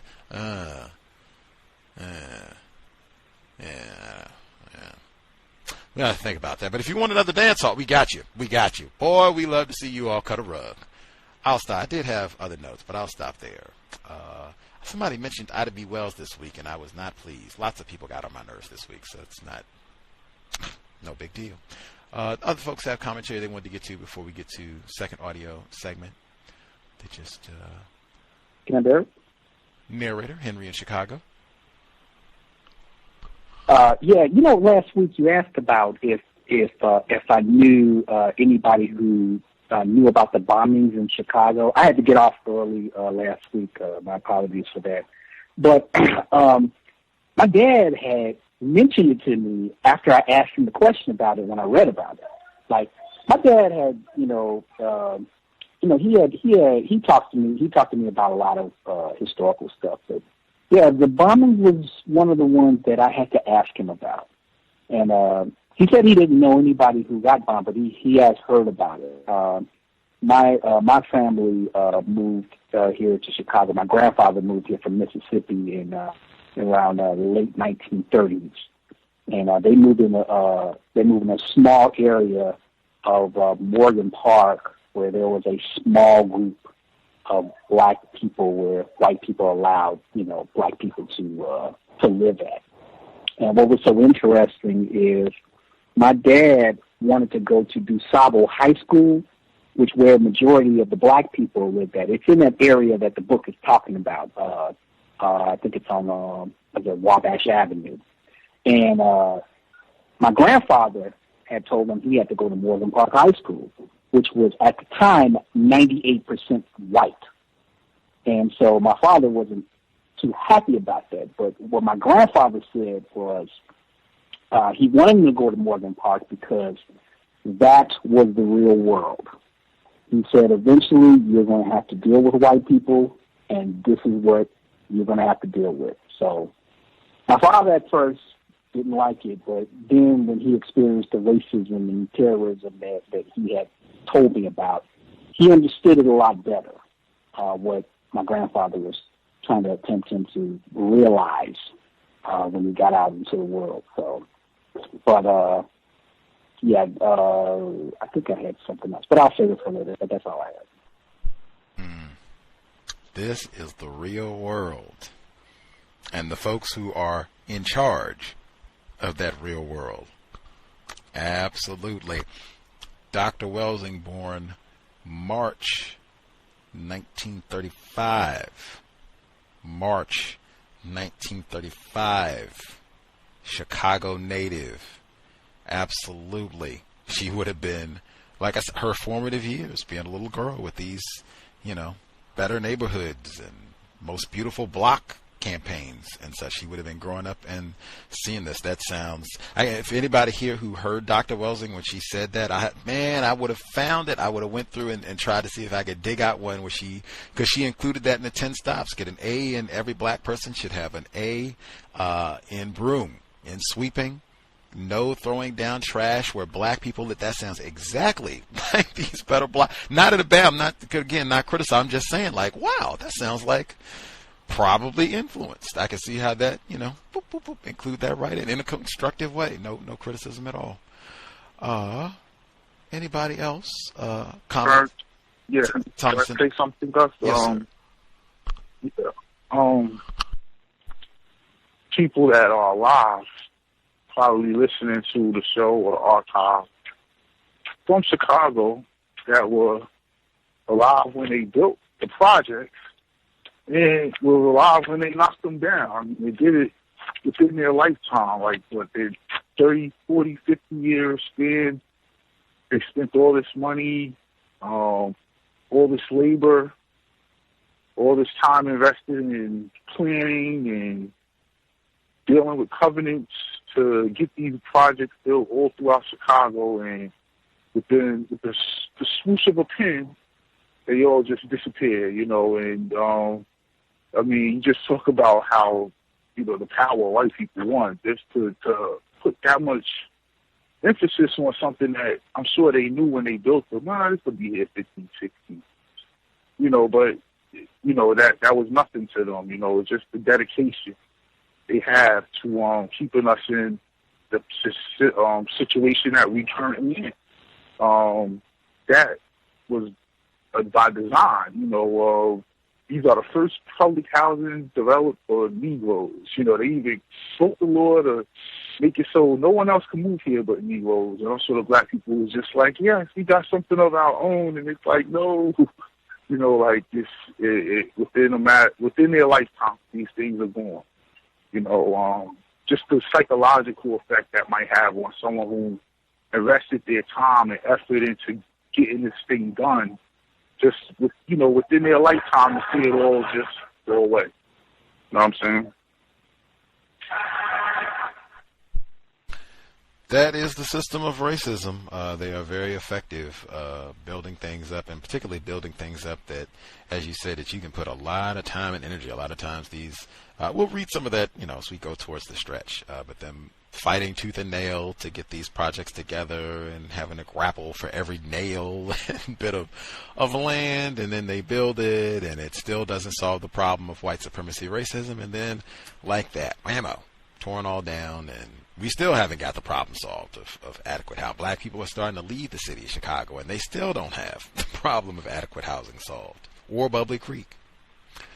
Let's see. Other folks dialed in, comments, questions to add. Let's see. Our caller in Canada should be with us. Did you have commentary, questions?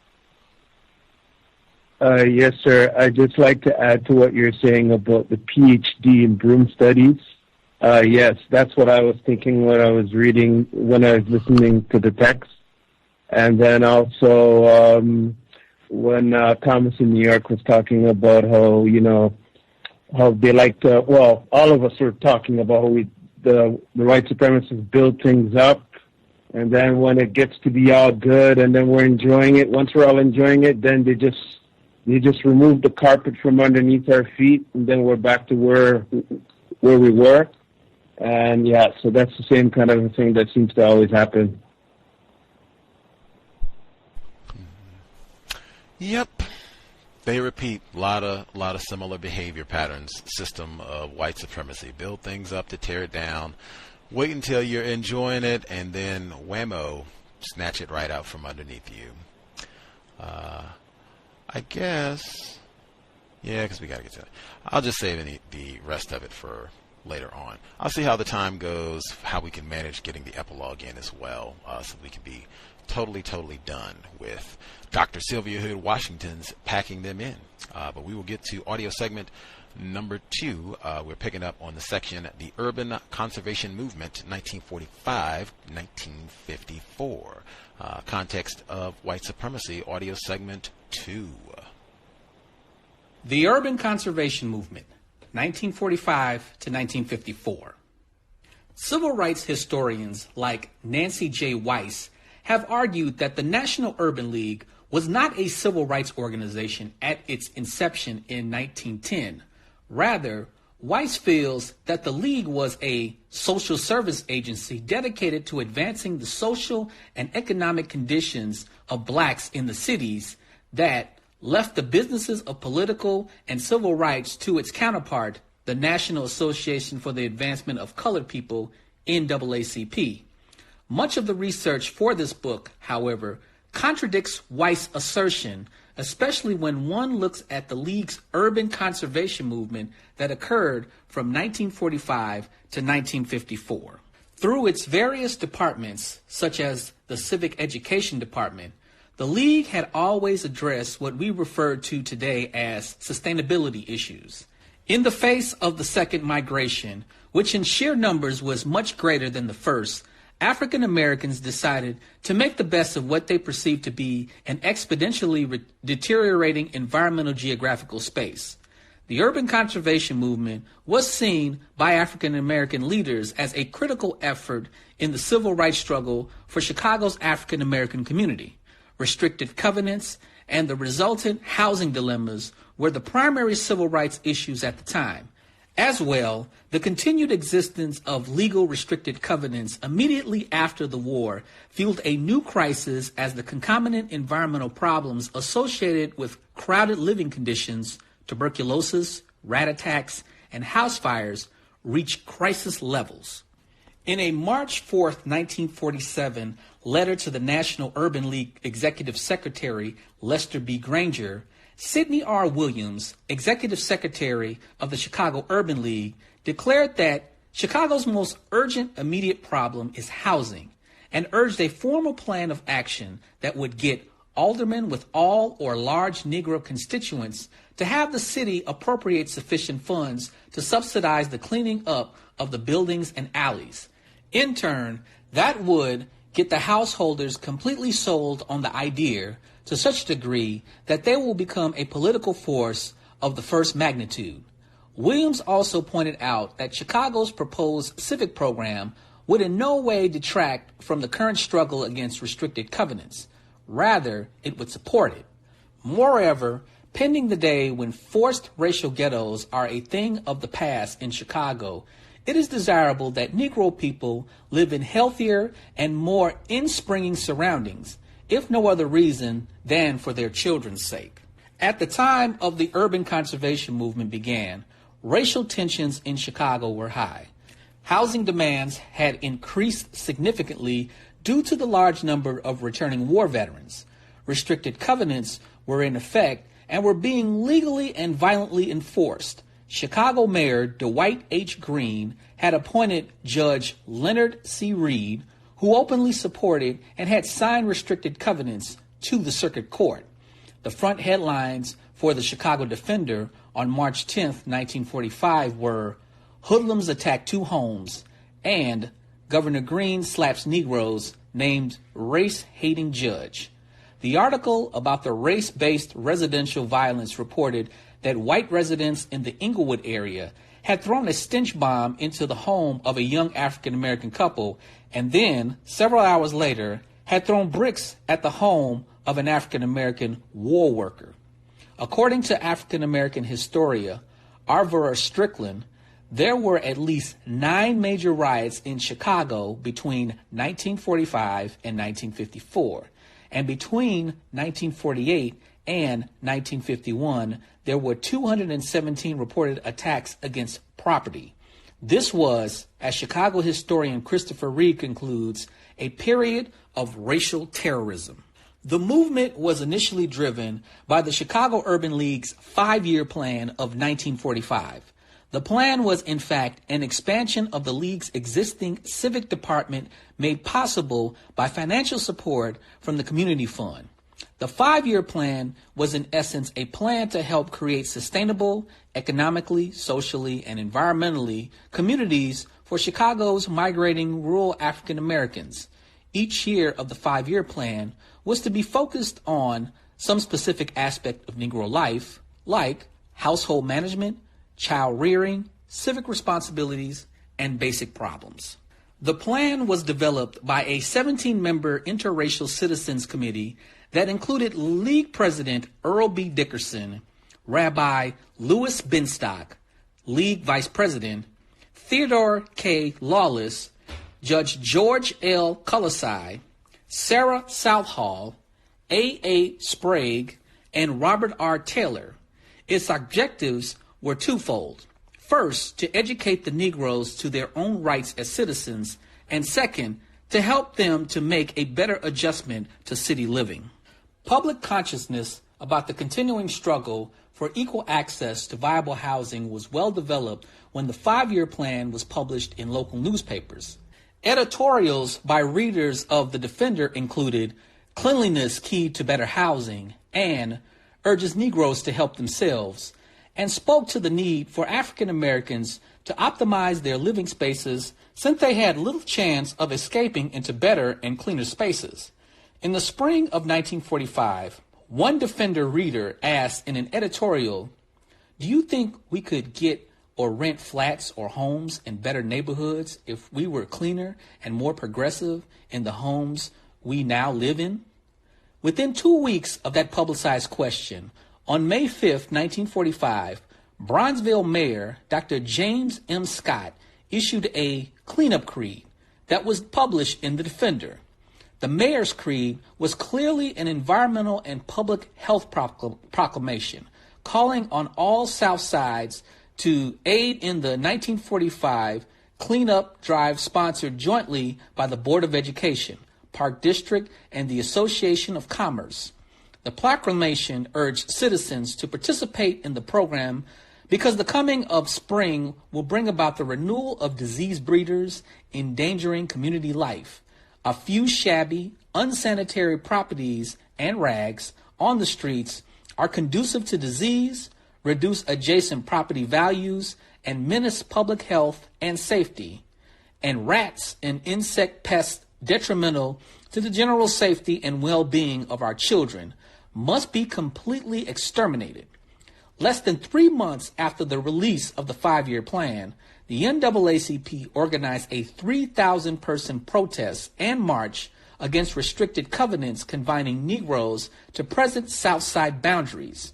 The protests included speeches denouncing the problems from a diverse array of speakers that included Alderman William H. Harvey of the 2nd District, where the vast majority of African American lives, Bernice Fisher, the NAACP delegate, who had recently represented the organization in a restricted covenant hearing on a bill before the Illinois legislature, State Representative A.E. Sykes, Oscar Brown, president of the Chicago NAACP branch, and Ishmael P. Flory, former CIO union organizer. The urban conservation movement launched by the 5-year plan was not simply an educational drive or awareness campaign. It was a well-organized action that consisted of letter-writing campaigns and town meetings for blocks, neighborhoods, and multiple communities that brought them together with public agencies and officials to protest the horrific conditions. It was also a grassroots movement that promoted and supported regular meetings of citizens. A more expansive definition of the plan was elucidated by the League in a Hi Neighbor leaflet that was distributed across African American communities in 1946. The leaflet detailed 9 goals of the plan. The first was to lead the people of the community to become conscious of the existence of their communities as such and of the significance of the community as a basic unit of civilization, and to encourage them to feel that they are members of it. This first objective, like the entire project, was aimed at re-enfranchising African Americans as members of communities so that they could create or sustain viable living environments as a unified neighborhood. These aims were clearly identified by the 2nd through 4th stated aims of the plan. 2. To satisfy unmet needs, whether economic, cultural, or physical. 3. To incline the people of the community to plan and act together for common ends and for development of common acquaintances and interests so that there will be all-around participation in the thinking, the feeling, and the activities of the group. 4. To develop a community spirit and common community standards and to maintain them in a spirit of loyalty. Through its civic department and then the community organization department, the Chicago Urban League held leadership training workshops that taught citizens how to demand city services and how to implement conservation programs for their communities. This effort was consistent with the 5-year plan's goal to promote civic education and responsibility among African Americans in Chicago. By the end of 1945, the expanded civic education department had secured the signatures of 1,500 Southside citizens who pledged their support of and participation in the 5-year plan. In its 1945 annual report, the League pointed out that the home and neighborhood problems identified by the communities were being solved by the people themselves, and that community resources had also been organized for these communities. The year 1945 also marked a change in the artwork used by the League in emphasizing its mission. For the first time, the cover page of the annual report showed contrasting pictures of poor living conditions and optimal housing under the banner for all, regardless of race, creed, or color, health, surroundings, good housing. In 1946, exactly 1 year after the release of the 5-year plan, the League provided summary reports about the community efforts in its High Neighborhood leaflet in the West Washington Park, DuSable, and Snowdenville areas, and for the John R. Lynch Model Community Project.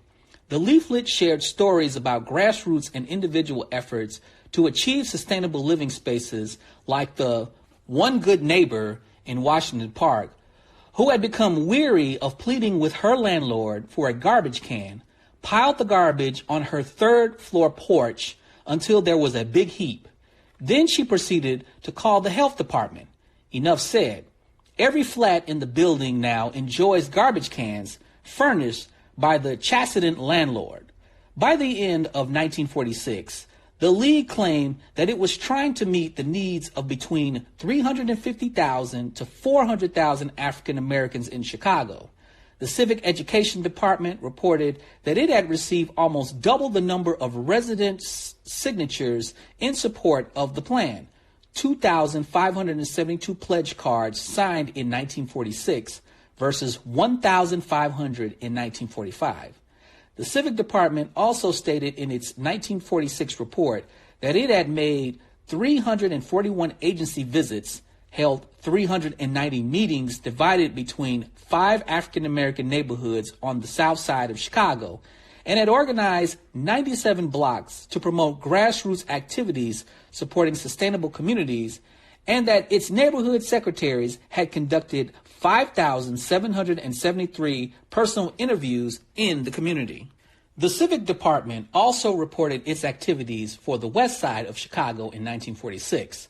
Although the African American population on the west side was smaller than that on the south side, the department reported that it had conducted 678 personal interviews, received 1,932 telephone calls, and held 262 group meetings at the League's West Side Center. This was also the same year that 10 active blocks organized into a neighborhood improvement council on the west side and conducted 75 meetings in 1 year. The League felt that the work of the Civic Department in 1946 was pivotal to the welfare of Chicago's African American communities because, according to League Executive Secretary A.L. Foster, the citizens were overcrowded in areas which are neglected all too frequently by municipal services, denied many of the rights and privileges of American citizenship, frustrated and discouraged. In its 1947 annual report, the League published for the first time its philosophy and strategy.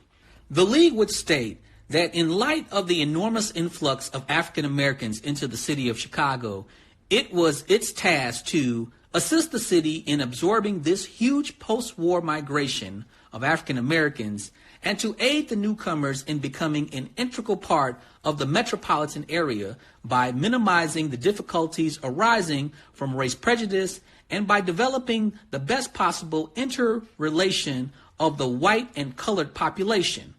The 3 major program areas for the League featured on the front page of the 1946 report were industrial, race relations, and civic education. In 1947, the Civic Department was renamed the Community Organization Department and articulated 3 areas of concern: race relation, social welfare, and community organization. Only the last 2 focus areas, however, were to be addressed by the department, still emphasizing that the department and the League were dealing with abysmal living conditions produced by the crowding of 380,000 people into areas planned to accommodate 1/3 of that number. The 1947 annual report highlighted its activities with block organization and the progress of the Block Beautiful contest it was promoting with the Chicago Defender. Even with 1 less neighborhood secretary, from 5 in 1946 to 4 in 1947, the Community Organization Department reported that they had interviewed or talked with 4,123 individuals to interest them in joining one of 96 block organizations or in forming a block unit in their own block. By the end of 1947, the department reported that it had 3 active neighborhood councils who were holding annual banquets with total attendance of 300 people. It had also conducted a homemakers workshop aimed at improving housekeeping practices as well as a co-op food buying demonstration to protest high prices. The Community Organization Department made it clear that block units on the city's south side were identified as such only after areas were divided into natural sections and then into blocks. Once the block units were formed, they were then drawn into a neighborhood council for cooperative attack on common problems.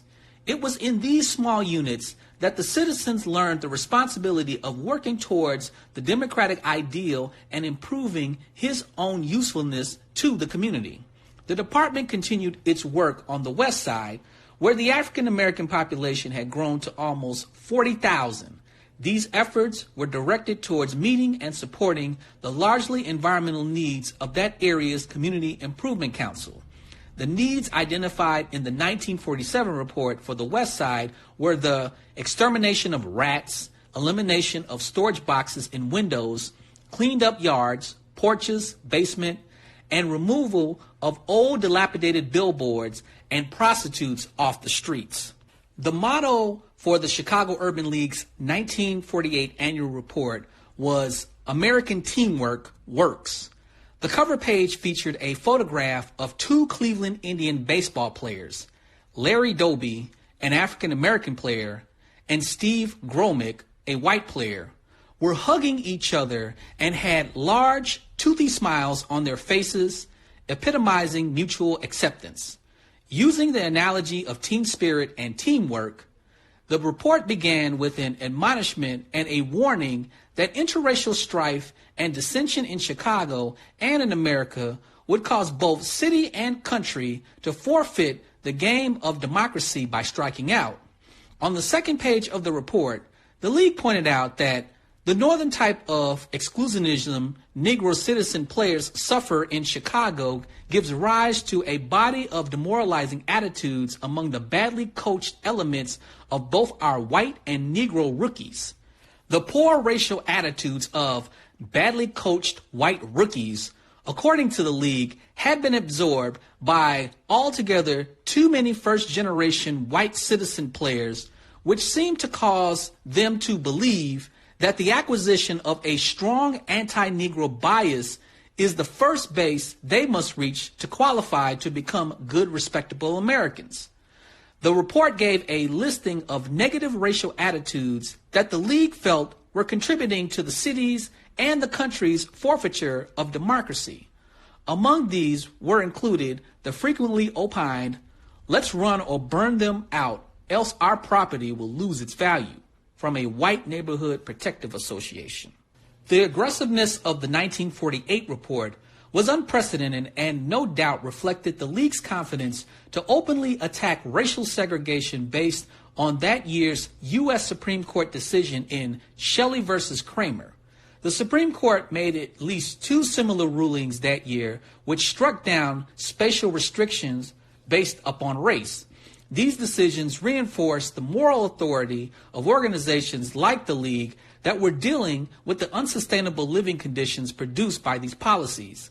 The League reported for 1948 emphasized discrimination in both employer and housing and pointed out that housing discrimination problems had become so severe that it had temporarily added a housing secretary staff position.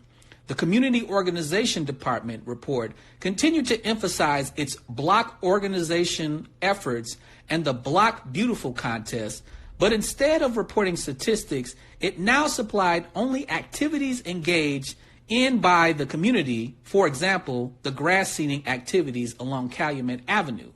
The department proudly reported that it took teamwork, interest, and cooperation for neighbors in 52 city blocks to have loads of black dirt hauled into their areas to plant grass seeds and flowers in spots long since void of any of these, and then to watch, nurture, and care for new grass and flowers from May to July. The department also reported that community participation in the Block Beautiful contest had almost tripled from the previous year, from 22 blocks participating in 1947 to 56 blocks participating in 1948. The pressing community issues for African Americans in 1948 were those related to the Chicago slum clearance program that was diminishing the already limited available stock of housing. For many concerned about the geographical and spatial marginalization of African Americans, the city's plan for relocating African Americans to other African American neighborhoods through the slum clearance efforts seemed designed to achieve the same goals as restricted covenants. In a Chicago Tribune newspaper article entitled Race and Relocation, Homer A. Jack, Executive Secretary of the Chicago Council Against Racial and Religious Discrimination, charged that many of the slum relocation sites selected for African Americans perpetuated residential segregation, and that the city administration is doing the site selection what the U.S. Supreme Court ruled private individuals could not do by restricted covenants. The League demanded that slum clearance relocation sites selected for displaced African American communities be located on vacant land, in new areas, on sizable tracts, and with a non-segregated pattern. Their demands were based on the reality that the African American communities they were serving and who were the primary targets of slum clearance were already being subjected to costly and unsustainable living conditions characterized by excessively high rents and dismissal kitchenettes, poor family health, and many other frightful situations. At a 1948 meeting with another civic-minded group, F.T. Lane would publicly advocate the execution of a slum prevention campaign that would curtail the land lost to a national slum clearance movement that had begun in 1937 under the leadership of Franklin D. Roosevelt. Lane pointed out that rehousing slum refugees is the bottleneck in slum redevelopment programs. There will be strenuous objections to Negroes moving to areas where there is vacant land. So, slum dwellers can't leave the slums. Vacant land within the slums must be built up and made available at a price within reach of a people who need housing most. Of the 7 objectives stated for the League's plan for 1949, at least 3 centered around community organization and improvement, to strengthen our community organization department so that it may do an improved job qualitatively and quantitatively. In direct contrast to and more cynical than the 1948 annual report, the 1949 report pictured a drawing of a fearful African-American male worker looking over his shoulder at an angry white male worker with a curled lip and wrinkled brow. This visual image resonated the 1949 theme, freedom from want, freedom from fear. As in 1948, the 1949 report describing activities for the League's Community Organization Department contained very little detailed statistical information about its activities. The report did, however, elucidate a consumer rights list that it had developed for and was communicating to African Americans in Chicago. The list included the rights: 1. To have free and equal access to and fully to participate in all community resources and facilities, especially public and private housing, public and private recreation, public and private health, and public and private welfare. 2. To develop a fuller sense of their responsibility for the maintenance, extension, and improvement of the total community resource and facilities. And 3. To overcome the special exploitation that they now endure as a result of illegal residential segregation and unmoral racial discrimination. The only factual information presented in the League's annual report about the department focused on its work with a property located at 215 to 219 East 31st Street. After interviewing 250 tenants, the Community Organization Department concluded that the structure was a public health threat to the occupants and that it should be demolished. According to the report, the property was in a similar condition to one at 56 and South Parkway, where 67 average-sized Americans lived in the basement next to the furnace, in the hallways, and in the partitioned rooms of what was some 40-odd year ago a 6-family structure. It burnt. 7 lives were lost, including 2 children who never had a chance.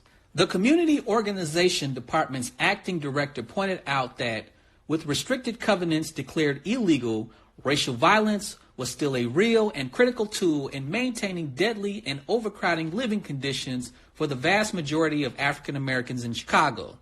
The fear among the community, and especially returning veterans, was of a Molotov cocktail being thrown through their windows, their children being burnt alive. These vets of World War II also feared the thought of a red brick crashing through their window. Unlike the 1948 annual report's plan for the following year, the 1949 annual report's plan did not list community organization work as a primary objective. This may have been tied to the fact that the Community Organization Department at the beginning of that year had no permanent director and had experienced reduced funding. Despite the brevity of the Community Organization Department's report in the League's 1949 annual report, internal documentation revealed that the department was engaged in a well-organized and thriving movement of conservation across the city.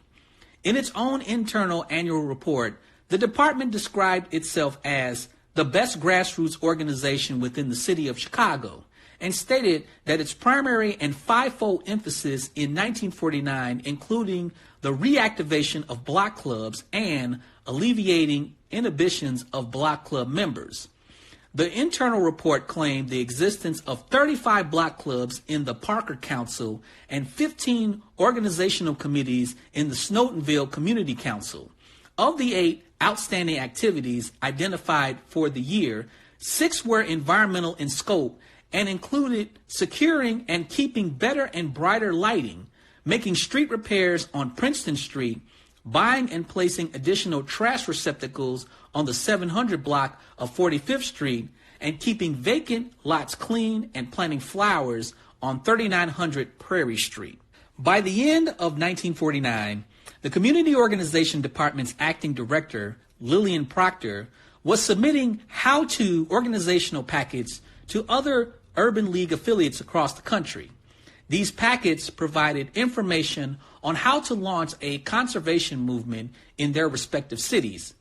They contained, at a minimum, the Chicago Urban League's 5-year plan materials packet consisting of 5 brochures and a press release and 7 items in their Block Beautiful contest packet that included a judge's rating sheet, contest check sheet, kickoff letter, sponsor letter, and a Block Beautiful newsletter.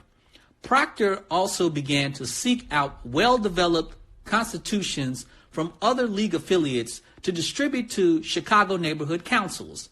All of the National League's community organization departments were working collaboratively during this time to create structured and well-organized sustainable communities in urban centers. Now well-established and 1 year away from the completion of the 5-year plan, but constrained by a reduced budget, the Community Organization Department decided at the end of 1949 that its emphasis for 1950 would be to respond to the block clubs on an as-need and as-requested basis, and continued the League Beautiful program epitomized by the Block Beautiful contest that had begun in 1945. The department's goal to support its existing block organizations in 1950 was met with success. It almost doubled the number of active block units from 37 in May 1950 to 69 in December 1950. 24 of these new block clubs. Having active block units was critical to the conservation movement since most of them were engaged in improving their immediate neighborhoods. The year 1950 was also the 5th year of the League's Block Beautiful project and had the participation of 37 block clubs, 1 housing project, 2 neighborhood improvement associations, and 15 individuals. In early 1951, the department reported that its 3 major community projects for 1950, the Block Beautiful contest, the Better Homes and Yards contest, and the Christmas Lighting contest, involved 1,700 people. The greatest participation was in the Block Beautiful contest, 75 city blocks and 500 people. The department continued to have internal problems through 1952 and reported that it had a complete turnover in its staff with the exception of the director, with all of the attendant problems of replacement and training new people. Despite personal problems, the organization was able to almost triple the number of active block clubs by December 1952, a total of 97. In addition to the Block Beautiful project, the block clubs were involved in multiple league-endorsed conservation efforts throughout the city, including the Board of Education's cleanup campaign and the Mayor's Cleaner Chicago Week. The block clubs were still focused on neighborhood improvement and conservation in 1952. Their activities ranged from working on children's playlots to hiring gardeners and street cleaners. The Chicago Urban League was proud of its environmental efforts. This was reflected in its 1952 The Next Step brochure, which asserted that it was the League which created the block or council type of community organization and the Block Beautiful scheme, the forerunner of modern community conservation and planning. In 1953, the Community Organization Department's effort to recruit and maintain grassroots activism was successful, evidenced by the fact that by the end of the year, it was supervising a total of 141 block organizations. The momentum continued in 1953. The department reported that 163 blocks participated in the 1953 Block Beautiful project, including 5 public housing projects and 70 suburban blocks, an increase of 46 blocks from 1952. As in previous years, the blocks continued conservation efforts. In 1953, the block units participated in a street demonstration conducted by the League in cooperation with the Mayor's Committee on a Cleaner Chicago, the Police Department, and the Bureau of Streets and Sanitation. The block themselves sponsored bubble baths for streets, had seating parties, repaired streets, repaved sidewalks, secured better garbage collecting services, and succeeded in forcing peddlers into alleys. The Chicago Urban League considered its urban conservation movement as one of its greatest achievements. In 1954, they stated that they were the first to organize and to use block groups as a medium to prevent physical decay of neighborhoods. The environmental awareness and grassroots activism generated by the League was, in their eyes, manifested by the number of block clubs and the level of community participation in the annual Block Beautiful contest. By 1954, there are 162 active block units in the city of Chicago. Of these, 175 organized block units, active and non-active, participated in the annual Block Beautiful contest. The need for the League to claim this achievement was no doubt influenced by the recent and long overdue formal conservation efforts of the city of Chicago in 1953, which overshadowed the 40-year effort of the League. The year 1953 was a watershed time for urban conservation efforts by the city government. In April 1953, a neighborhood conservation commission was created by the city ordinance and was made up of both public and elected officials. This commission was an advisory group established to help develop a program of public education and information on neighborhood conservation to stimulate local citizen action around 4 certified conservation areas that were slums. On September 9, 1953, amendments to the city ordinance that established the Neighborhood Redevelopment Commission were passed. These amendments gave authority to the commission to approve redevelopment plans that impacted no more than 2 city blocks or 160 acres and specifically address the issues of power of eminent domain for slum clearance and conservation. A city ordinance was then passed on September 23, 1953, that established a community conservation board authorized by the city's 1953 Urban Community Conservation Act. This 9-section act established and defined what was meant by the terms conservation area and conservation plan, and the legal actions needed to achieve conservation aims in Chicago. Like the decades-long assessments of the Chicago Urban League, Section 2 of the Act set forth the legislative finding and declarations which declared that the already existing conservation areas were in danger of becoming slums and blighted, and that some of the factors contributing to the blight were lack of physical maintenance, overuse of housing and other facilities, and progressive and advanced deterioration of structures. Ironically, when a lengthy article outlining the legal and institutionally supported conservation efforts spearheaded by Mayor Kennelly and other politicians, including former Governor Green, appeared in a 1953 issue of Commerce magazine, there was no mention of the decades-long conservation efforts of the interracial Chicago Urban League.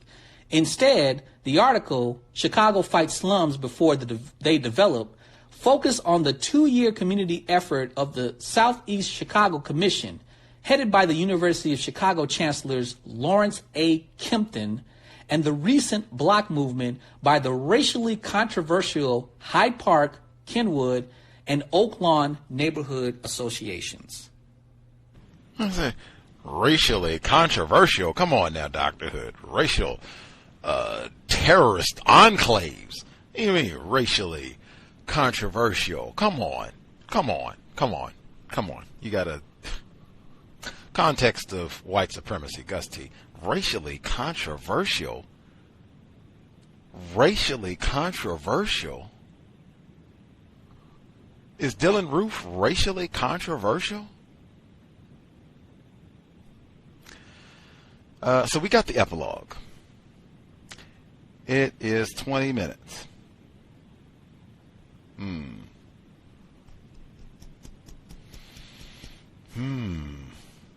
I don't know. We'll have to chat for a minute and see. We'll see how much, after folks share their thoughts, we'll see where we're at time-wise and go from there. What a pickle. So the number is 605-313-5164. The code 564943#. Press star 61 if you would like to participate. The epilogue is important for many reasons. One, I say when you read these books, you got to read the footnotes. So the first footnote for the epilogue reads, I already mentioned Lorraine Hansberry, cowbell. Keep that in mind, cowbell, as I read the footnote, cowbell. Lorraine Hansberry took her title, Raisin in the Sun, from the famous poet Langston Hughes' poem, A Dream Deferred, because she felt that it embodied the plight of Chicago's African-American community. Lorraine was the daughter of the successful real estate man Carl Hansberry, who owned and managed kitchenette properties in Chicago. Carl rose to even greater prominence with a legal case involving a restrictive covenant covering his personal residence in 1940, Hansberry v. Lee. This case was critical to the NAACP's eventual 1948 Supreme Court victory in overturning restrictive covenants in Shelley v. Kramer. The Supreme Court ruled in favor of Hansberry in 1940 by striking down the validity of the restrictive covenant that was supposedly in force in the Washington Park neighborhood where he had moved in 1938. Lorraine, a small child at the time, she's about the same age as Dr. Welsing. Lorraine Hansberry, she's born just a few years after Dr. Welsing. Lorraine, a small child at the time, would be victimized by violent attacks on her home by angry whites who objected to the family's presence. Again, this is not depicted in Raisin in the Sun. There are racists in Raisin in the Sun, but they are very nice, very timid, very polite, mild-mannered. They do not throw bricks. They knock politely on the door and ask kindly if the African Americans would not relocate to the white area. They do not say, niggers, we do not want your kind around here, coon. They don't say that. They just say, please, kindly, we'll pay you twice what the residence is worth if you will consider not moving. Again, Raisin in the Sun, the vain villain, I was going to say the plot, but kind of the villain is kind of the black male, Sidney Poitier's character, Walter Lee Jones. Him, like I said, he takes all the money from his dead father and invested in a liquor store that's stolen by another no-count black male, and they're left with nothing as they try to move out to the racist neighborhoods. But that is, maybe we have to Raisin in the Sun. Maybe that's for another day on the book club, but I'm sure a lot of folks have read that. A lot of people have to read that in school and all the rest. Anywho, all the folks who dialed in with a hand up, line should be open. Thomas in New York, retired firefighter, our narrator Henry in Chicago. If you did not get to share already, you should go ahead and get a hand up now. Please don't wait till the last minute. Have to see if we have time to get the epilogue in. Folks, we missed token. Proceed.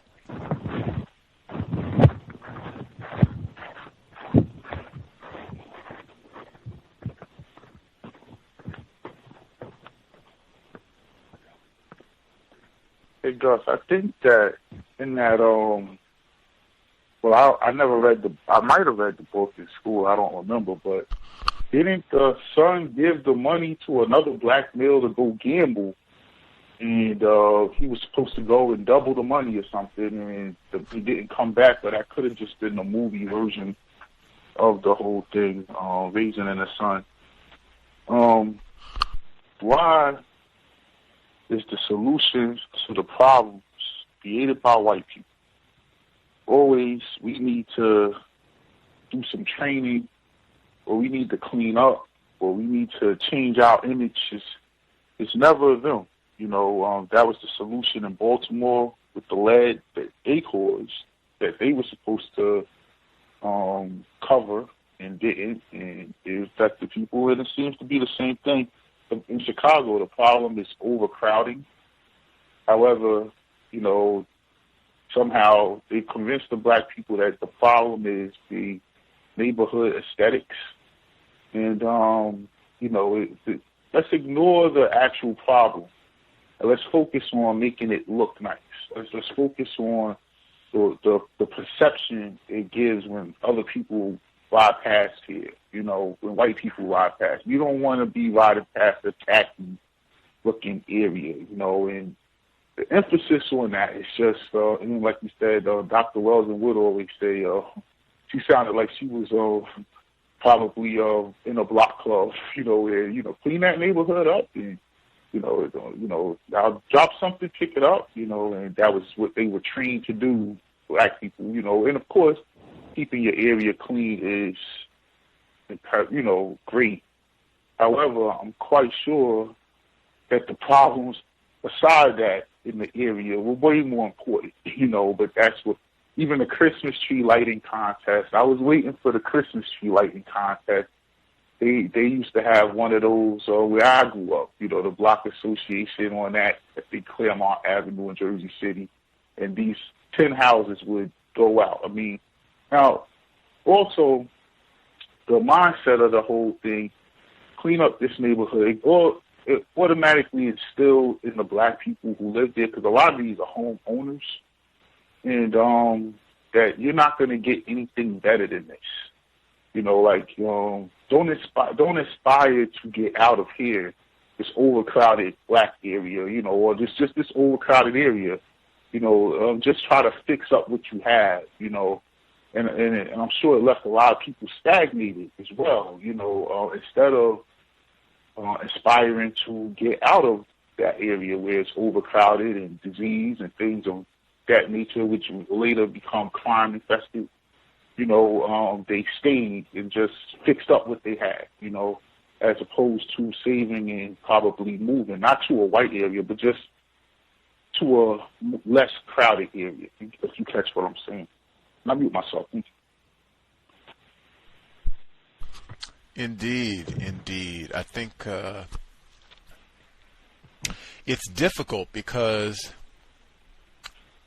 so if it's 1940, 1950, and it's okay, we're in the South Side, we're in the black slum, the ghetto, so they say, and housing is terrible and everything. So if you don't want to move here, the better housing is where the white people live, but you don't want to move with the racists. So where would you go? You don't have all of the infrastructure, like to say, well, I'm going to go stay someplace where it's not a whole lot of people. Well, at that time, that would mean probably someplace that doesn't have a road, or probably toilets or running water even. that would probably mean that they don't have infrastructure built up. You're probably going to some place that's an unincorporated, because they don't have suburbs and all that stuff is not built up at, if you're going someplace where the white people aren't. So are you going out in the country, or, you know, it would be, and how far is this going to be from your job? Do you have a car to commute? Like, white people have lots of ways to make it challenging for housing for black people. But Dr. Well, absolutely, it sounds like she would have been in a block association Christmas decoration contest. Not, like I said, no problem with cleaning. Hey, let's all get an A in broom. Right on. Let's do a little. I said I'm going to clean up when we go off. A+, no problem there. It just sounds like this would have been a direct influence on what we heard so frequently. Like, wow, I would have been tickled to ask her about that. Like, did you participate in does any of this sound familiar to Chicago? Like, man, just to see what she would have said. Let's see. Other folks who are with us, hand up, especially if we haven't heard you so far. Proceed. Can I be heard? Retired firefighter? Yes, sir. Yes. From a historical standpoint, she probably did participate in such programs as a child. Hold on. Have to turn off an alarm that went off.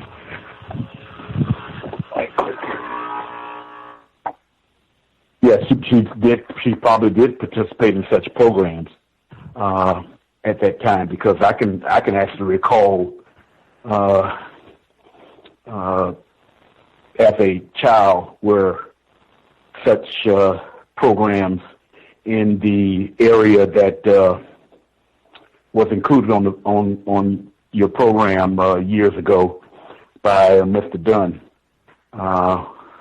was doing some of the same things during that time. By me listening to the readings, what I get out of them is from the standpoint of the races have limited purposes for non-white black people. And so basically it's their strategy to contain us, not to allow, especially during that time, not to allow any black people to filter into areas where white people stay at.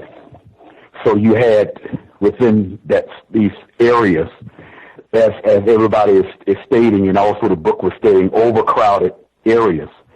You had the preacher, the teacher, the lawyer, the doctor. All of those people stayed in the same general area. But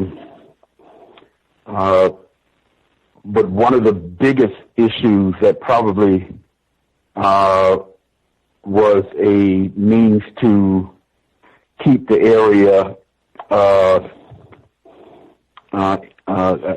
impoverished is not the right word, in a terrible condition, is the lack of services. Is to really curtail the lack of services that's supposed to support in a quote unquote community, a living area. If it's apartment-like complexes, maintenance people are not going to be that good in areas where black people reside at. Still today, I would say, and it's on purpose. It's on purpose from that standpoint. One thing that I did not hear through the entire book that I thought probably would be interesting on how the writer would compare on how it factors into things is something that was called the GI Bill. And the reason why I mentioned that is because it was supposedly designed for veterans, and veterans make up a lot of males during that time, especially, and black males included. But there was of course, with the GI Bill and what it benefits from black males were going to get the least of it, for sure, as far as going to be able to go to college or also a down payment on a mortgage, that sort of thing. And it would have been interesting on how the writer would have been able to factor that particular thing into what she was talking about in this particular portion of the book. I was thinking, and those are some of my thoughts on it altogether. But I'll have a few more as the conversation goes on. Thank you. Much obliged. Retired firefighter Dr. Marvin Dunn. I think you mentioned him. He's been a guest on the program, I think 3 times now. 3 times. Cowbell. Wowee. Important. Wowee. Anywho, much obliged, retired firefighter. Purposeful, very purposeful, the way white people engage in activities with us. Other folks who have a hand up, comments they wanted to share.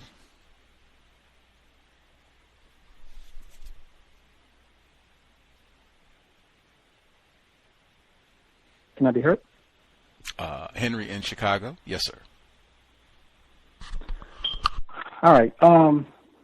This one what caught my eye. It said 9 major riots between 1945 and 1953. Now, I know a lot of emphasis has always been put on the Chicago riots of 1919, but 9 major riots between 1945 and 1953, and 217 attacks in between those years. I thought that was very, very interesting. On page 148, A.L. Foster's quote, where part of it says, denied the right and privilege of American citizenship. This is why I feel that being American is being white, because the white people are the only ones who benefit from American citizenship. I don't believe black people are American citizens, so, that's just me. But A.L. Foster kind of, echoes my sentiments of, black people so-called being American citizens.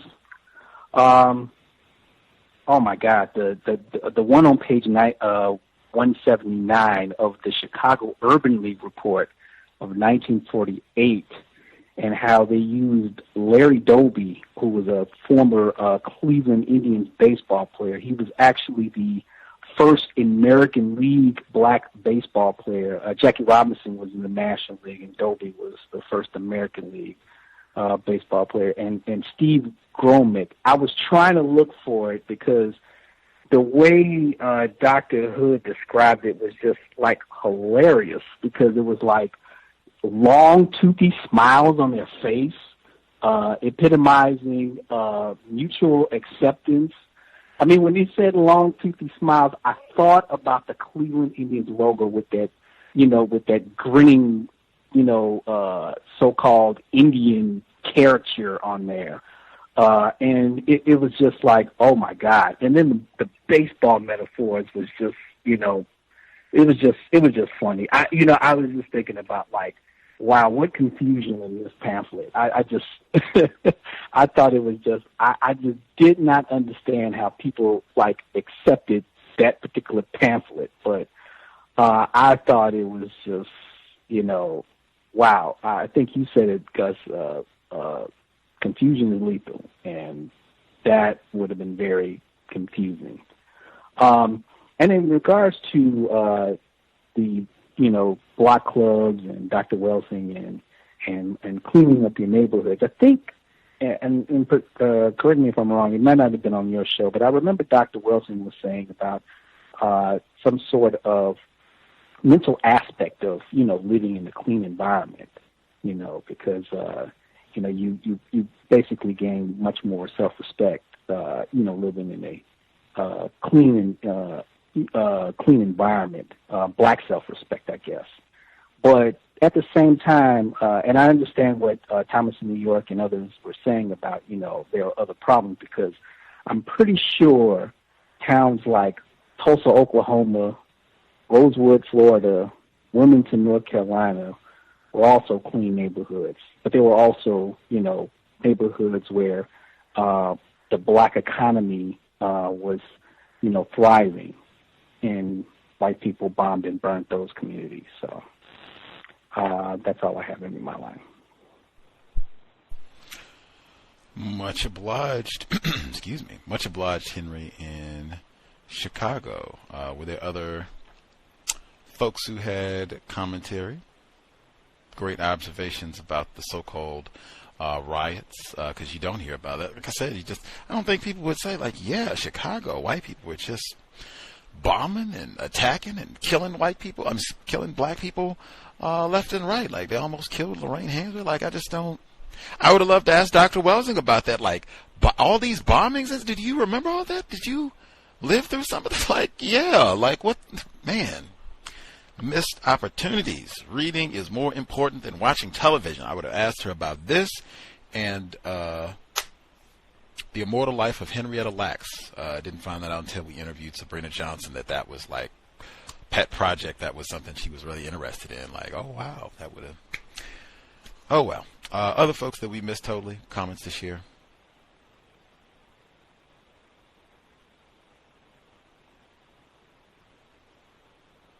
Assume we got everybody for the time being.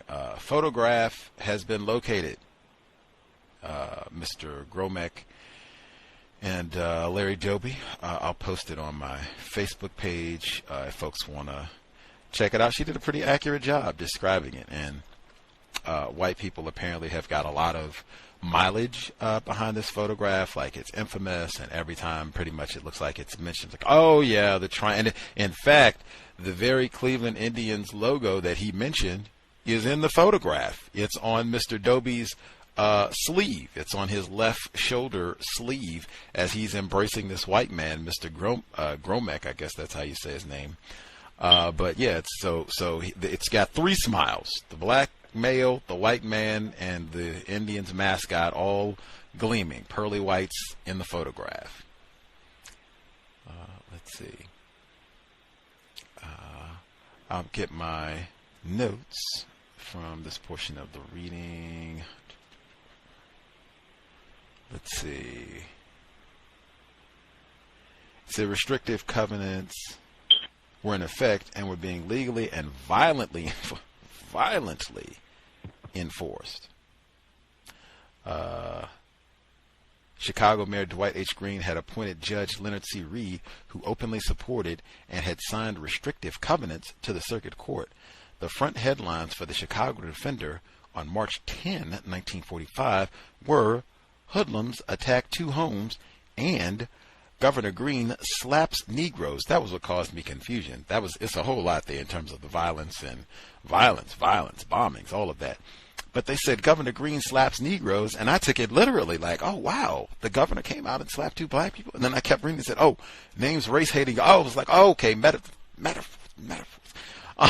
Compensatory calling, that's Saturday thing. But I was confused for about 30 seconds. I thought he literally came out and slapped some people. They had more of the interracial groups. They came down at the bottom. And they said they had a 17-member interracial citizens committee, and they listed all the people that are on this group. And they said their objectives were twofold: first, to educate the Negroes to their own rights as citizens, and second, to help them make a better adjustment to city living. And I just thought the paternalism, as well as what our narrator just shared in terms of who qualifies to be a citizen. Sometimes it seems like you got to be white, or that white and citizen are synonymous anywhere in the world. Let's see, 176. Oh, and they mentioned the attacks. They said on that same page just above, they said it was 217 reported attacks against a property alone. I mean, talking about those numbers that narrator just cited, Henry in Chicago, like. Violence. The system of white supremacy, Mr. Fuller said, it's deception, direct violence. Lots and lots of direct violence. In fact, that's what I feel like it's most of this book has been about. Like, not even the title, packing them in is like a violent act, like you got a cattle prod or something. Yeah, get in there, stuff, 20 of them in there. And then you got fires and all the rest of it. I mean, it's just violence. But I feel like I've heard much more of that than so-called agency. I think that's what I said before. So they'll try and, really force that. Like, Negroes have lots of agency. They got in and do this, and white people don't just beat them down. And they're not just victims and all the rest of it. In this book, I mean, yeah, Dubois did this and Blocker, so yeah, it just seems like a lot of victimization. White people being very terroristic, on top of the chemical and biological warfare, but just naked violence. Let's see. Editorials by readers of The Defender included cleanliness, key to better housing, and urges Negroes to help themselves, that respectability, long running, and spoke to the need for African Americans to optimize their living spaces since they had little chance of escaping into better and cleaner spaces. Now, the last part of it, now why is that? Why is it that if we clean up and we do all this mopping and cleaning and no trash, that we can't escape? Even that word, escape, like we're fugitives or convicts or something. Like, why is that we're stuck here even then? It continues. In the spring of 1945, one Defender reader asked in an editorial, "Don't you think we could get or rent flats or homes in better neighborhoods if we were cleaner and more progressive in the homes we now live in?" This is a question. Absolutely not. And Mr. Fuller, and I know a lot of other black people, said that this is the way that they thought. Around this time period, in fact, they said it took a while before they kind of came to the conclusion, like, no, we could be super good. James Baldwin, he has a line in Evidence of Things Not Seen, which is about the so-called Atlanta child murders. And he says that his generation of black people, they were like the most well-scrubbed, clean, because they didn't want to have any accusations that they were lazy or unkempt or didn't, clean up, weren't deodorized, all of that. And he said it took a while to grasp, like, oh, that's not it at all. Like, we could be the cleanest, most well-schooled, well-oiled little black boys and girls ever, and we're still just, what I said in the first one, niggers is niggers. We got rebellious niggers. We got clean niggers. Southern niggers, singing niggers is niggers. It took a while to kind of grasp, like, man, this is not... what is happening here? Like, I thought this was, on us, like we were doing something to deserve this or something, and that's not the case at all. Let's see.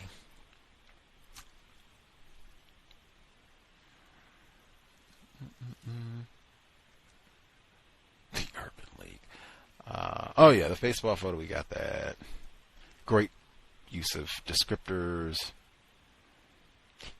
All of this, I'd be remiss with World War II. Like, they do a lot of that. We all got to come together, and we all came together. That's a total lie.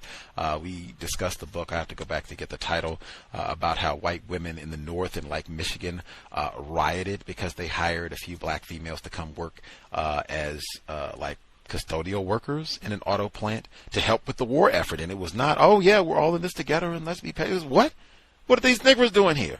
And they're going to eat with us? Oh, my God. And they wouldn't even let them come eat in the cafeteria. They made them go eat their lunch in the bathroom stall. I mean, just disgraceful conduct. So that should not be minimized at all. World War II, we did not all come together.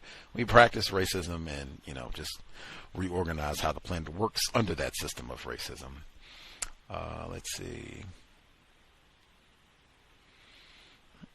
Privileges of American Citizenship, A.L. Foster. Privileges of Whiteness. Power of Whiteness.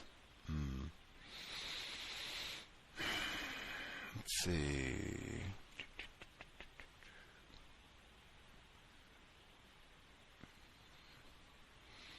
Anything else?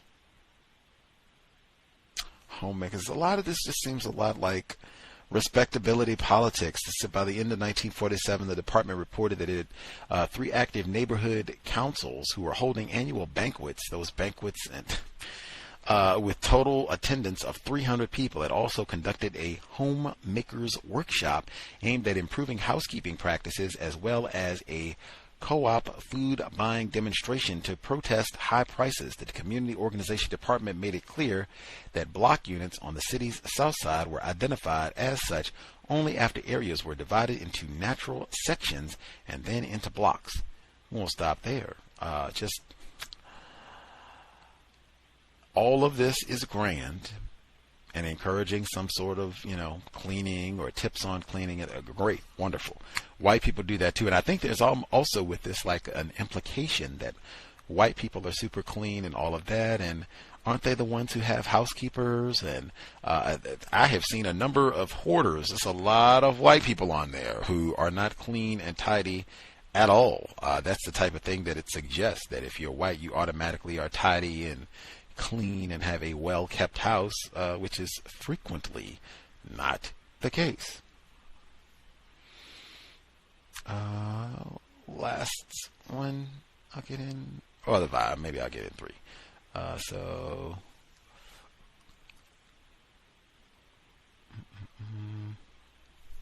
they said the poor racial attitudes of badly coached white. Oh, they were talking about baseball. So this is after the photo.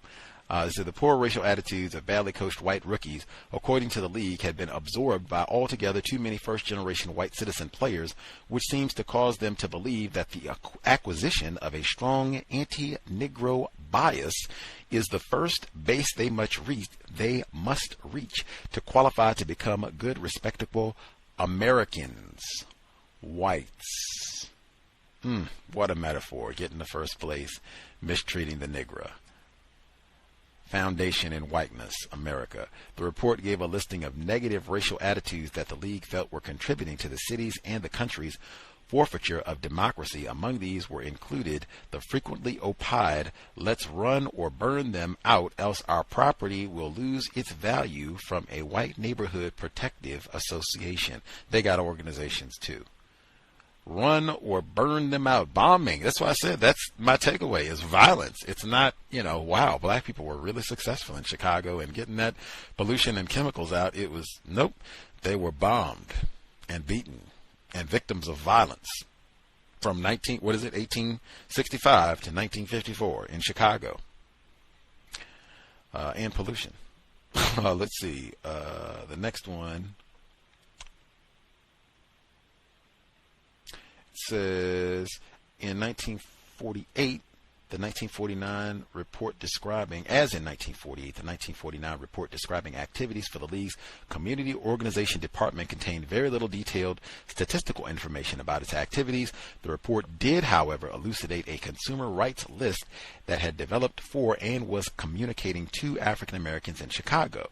The list included the rights to have free equal access to fully participate in all community resources.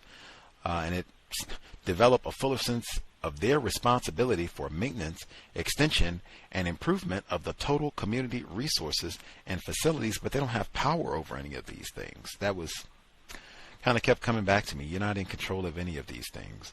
Coming down a little bit, it says the Community Organization Department's acting director pointed out that with restrictive covenants declared illegal, racial violence was still a real and critical tool in maintaining deadly and overcrowded living conditions for the vast majority of African Americans in Chicago. That is still the case today. The fear among the community, and especially returning veterans, was of a Molotov cocktail being thrown through their windows, their children being burned alive. That will be my takeaway from packing them in, among many, but I mean that right there. Returning veterans, like Jackie Robinson, World War II veteran.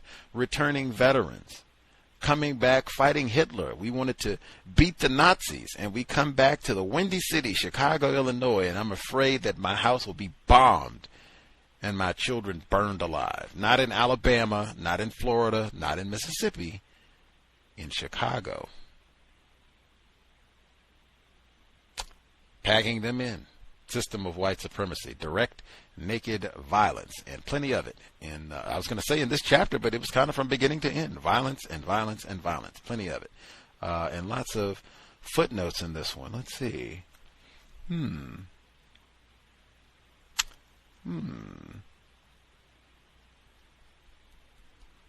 just seeing a footnote, making sure we didn't miss any important footnotes. We had all this violence and such. She did have a few extra details, but they weren't about the bombings per se in the footnotes. If you get the book, read the footnotes. With that, any other comments folks wanted to share? I think we'll have to do the epilogue like as an addendum. We'll move on to a new book for next Thursday, but before next Thursday, we'll do an addendum and get the epilogue in so that we will have the entirety of the text and any final thoughts. Did any folks have any additional comments they wanted to share today?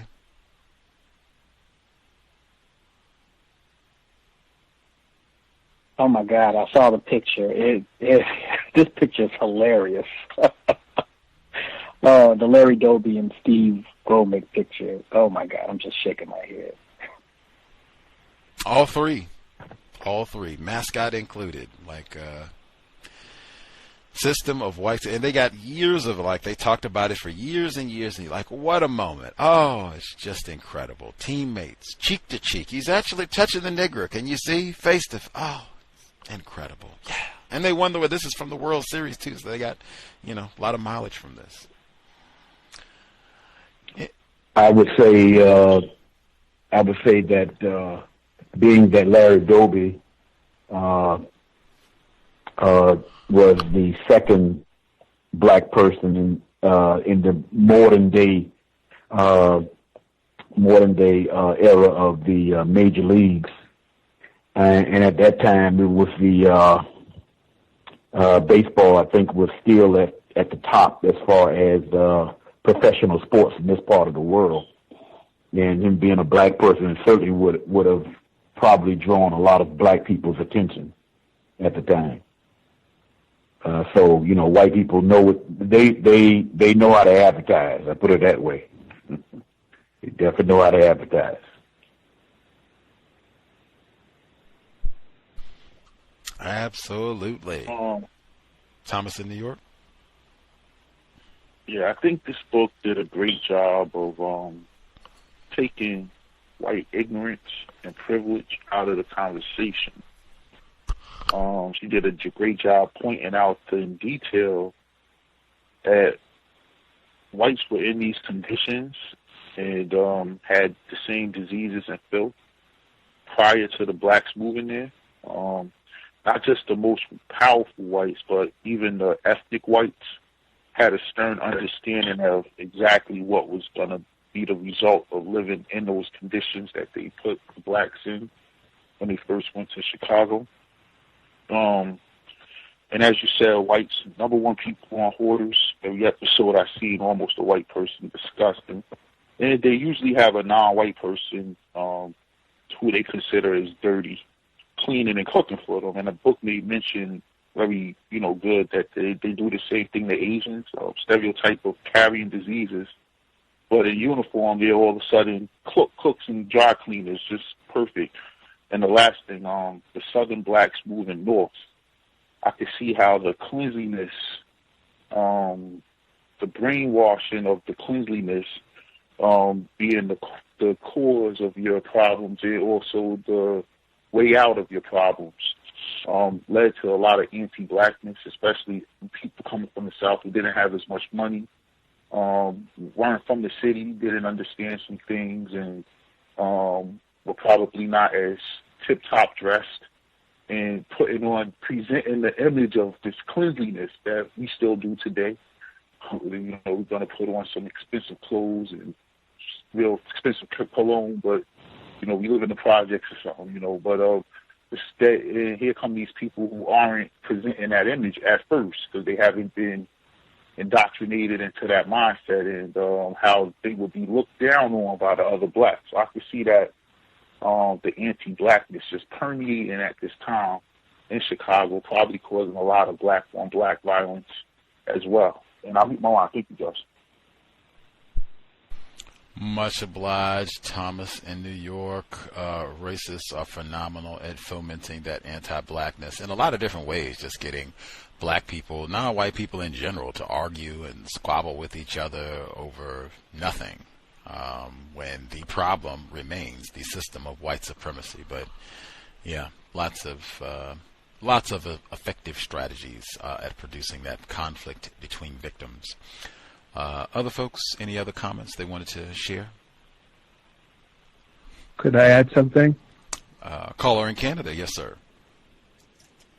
On last week's read from the text, there's a part in here that says the prevailing thought of African Americans as diseased bodies contributed to the planning policies that restrict the geological space. I think that line sums up what packing in the author's intent for really what the whole book is. Because like even when Trump is calling it the coronavirus, he's implying that non-white people are diseased bodies, right? So, and it doesn't matter how clean we are, the fact that we are seen as diseased bodies because we're not white, that is just a prevailing thought. Even from 100 of years ago up until present day. And that's it. I'll mute my line. To use the term quarantine in the book, got to quarantine the Negras, which is kind of what they're talking about right now. In New York City, they were talking about quarantining the state. Then Chicago becoming a so-called hotspot. In fact, I think that I saw an article today, and it said Wisconsin and Michigan tell Chicagoans, stay away. Like, we don't want you all hanging out here. You got all that, the Chinese virus. Like, stay out there until you get things resolved. Like, wow. And then you heard that all compounded system of racism, white supremacy, for all the reasons that she laid out in this book, Packing Them In, Dr. Sylvia Hood Washington. So the epilogue, we will nab sometime between now and next Thursday. By the time we get to next Thursday, we'll be on to a new book, and that new book could very well be The American Problem, the Negro. Mentioned in this book. That's where I first heard of it. Thomas in New York mailed it to me. I think that's what we should read, unless like it's really dry and not entertaining. Did anybody actually, Thomas in New York mailed it to me. I haven't had a chance to check it out. Has anybody actually flipped through it to think, yeah, we should read this? Or it's kind of dry, it's not really worth hanging out to actually read. But I think that's, how could it not be? Did anybody get a chance to check it out? The brief reading that I did on it, it sounded a lot like the rising tide of race type of verbiage, kind of pushing that Darwinian mindset. And I usually, when I want to check a book out, I turn to page 33. I don't know why, but that number keeps popping up for me. So when I read page 33, 34, like to 38, just to get a touch of it, and they were pushing a lot of the that white science of these Negroes are not human, and this is why they should be treated this way. So that's what I got from it. Gus. Yes, sir. I was just wondering, did you receive the text that I sent to you? Because you mentioned about the importance of still talking about racism, white supremacy in this global context of this coronavirus, and I sent you something that kind of like confirms on what we are doing. Did you receive it? Absolutely. Much obliged, sir. Okay, yeah. I got it off of a radio program. I have been seeing more reports of that nature. Like I got the one that you sent me earlier in the week, saying, yep, this is correct to be talking about this even under the global pandemic, to be talking about racism, because that's still the problem. And he sent that report that was saying that they were starting to talk about how racism was impacting the treatment and who was being impacted. And that I've seen more and more reports saying the same thing, that black people aren't getting tested to see if they have it and if they should be quarantined, and that if a black person calls in with symptoms, they're less likely to be treated and getting the same type of attention as a white person who, reports that they have symptoms and goes to see a healthcare official. So, yeah, there's, again, the plague in the known universe. Individuals classified as white, racist man, racist woman, racist child. That is the plague in the known universe. Other folks, anything else folks need to share before we call it a broadcast? We'll get the epilogue in the next 5 days or so, and then we'll make a decision. Is it the American problem, the Negro, or we'll be picking a different book? But we'll make that decision and let folks know so we can prep for a new book next Thursday. Epilogue will be done sometime before next Thursday. Anything else? I guess my, the book, this book was very informative. Living in Chicago, growing up here in Chicago as well, there were still some things in this book that I didn't know about. So that was what was impressive about it, because you think you know about an area that that you lived in and grew up in, and you really don't know much. So I thought this book was very informative in regards to the racial environmental aspect of not just the segregated areas, but the environment, and not just like air quality, but other factors within Chicago, and why Chicago is what it is now. So you hear about it, just like with the bombings, it's almost like a whisper amongst the old people. They know about it, but they don't talk much about it. So that's all I had on my line. Context of White Supremacy. Thomas in New York, go ahead. That was kind of left out of the reading, what he just said. So this was Chicago at the turn of the century, the Industrial Revolution. The skies would have looked a lot like China did 10 years ago, all pitch black, all the factories, all of the ships coming in with their steam plumes. I mean, there wasn't the environmental protection agencies and things like that yet. So this would have been even contributing to the environmental conditions they lived in. Back to the coronavirus, just can't emphasize enough how this is shifted from being something that only affects Chinese people to us, it doesn't affect black people, to now only being having a huge outbreak, new cases in black parts. And I'm looking for the black belt of the United States, the South, to be next. Alabama, Mississippi, those places where they could easily corner that off. And even in the city where black people live, we live segregated. So it's easy, very easy to corner us off, those filthy people, and keep us in a state of quarantine in our own area. And I mute myself. Thank you, guys. Much obliged, Thomas in New York. Anything else? I'm sure we'll have lots more time to discuss the Chinese disease. Any other comments folks have? Gus, I sent you one of the articles that I was talking about earlier about the 1918 Spanish flu and its effects in Chicago. More white people being impacted. So-called segregation might have been quarantine, helping to preserve black people and keeping them safe, ironically. But thank you kindly. Thank you kindly. Have to check that out, see if they have, ponder on that and think why that was. Especially because, white people were not stopping going to the Vice District to go do some sexual sewering while all that was happening. Anywho, that will wrap for today. We will get the epilogue in, talking about Lorraine Hansberry, Cowbell. We'll get the epilogue in and then shuffle off to a new book. I was even thinking maybe we should read something I don't know, health related, since we're doing in the middle of this fight. It would have been great. We could have read Medical Apartheid now, but already got that. Or Immortal Life of Henrietta Lacks, already knocked that off. Been cool to read something health related, but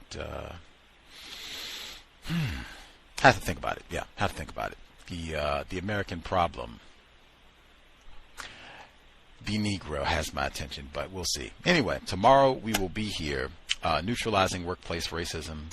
Looking forward to that, seeing again how everything has impacted folks' workplace code. Compensatory call-in is on Saturday. What is it, Monday? No, Wednesday, next Wednesday.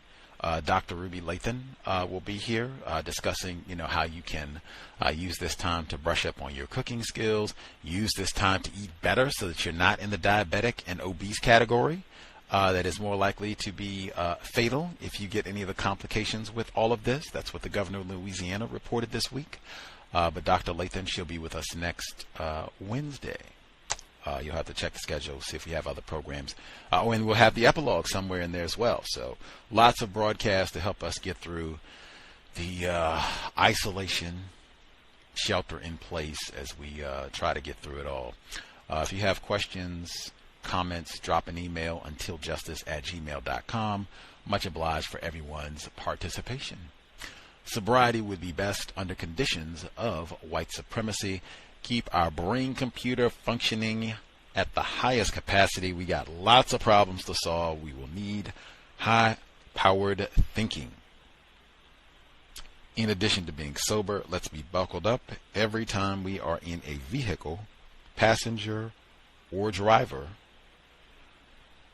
There are race soldiers aplenty, especially now. We shouldn't be driving too many places, but man, oh man, the few times that you are out and about, sober, buckled, and you are strategic about where you're going, you are alert. This is not a time that you want to be reckless, moving about in space. I know here in Seattle, they said they had a major article. They said thousands of phone calls, white people snitching on folks for violating the stay-at-home order and calling enforcement officials and starting online forums.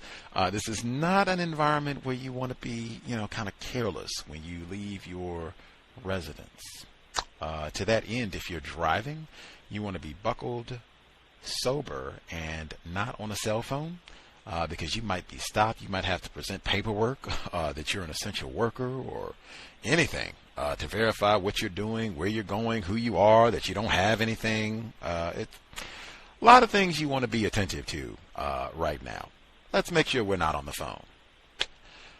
With that, Creator, we ask that you help us remain patient with other black people, victims of white supremacy. We ask that you help us remain patient with ourselves.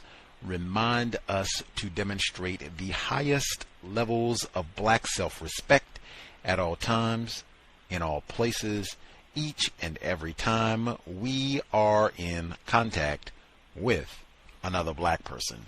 It has been time. Replace white supremacy with justice immediately. C.O.W.S signing out. Thanks all for tuning in.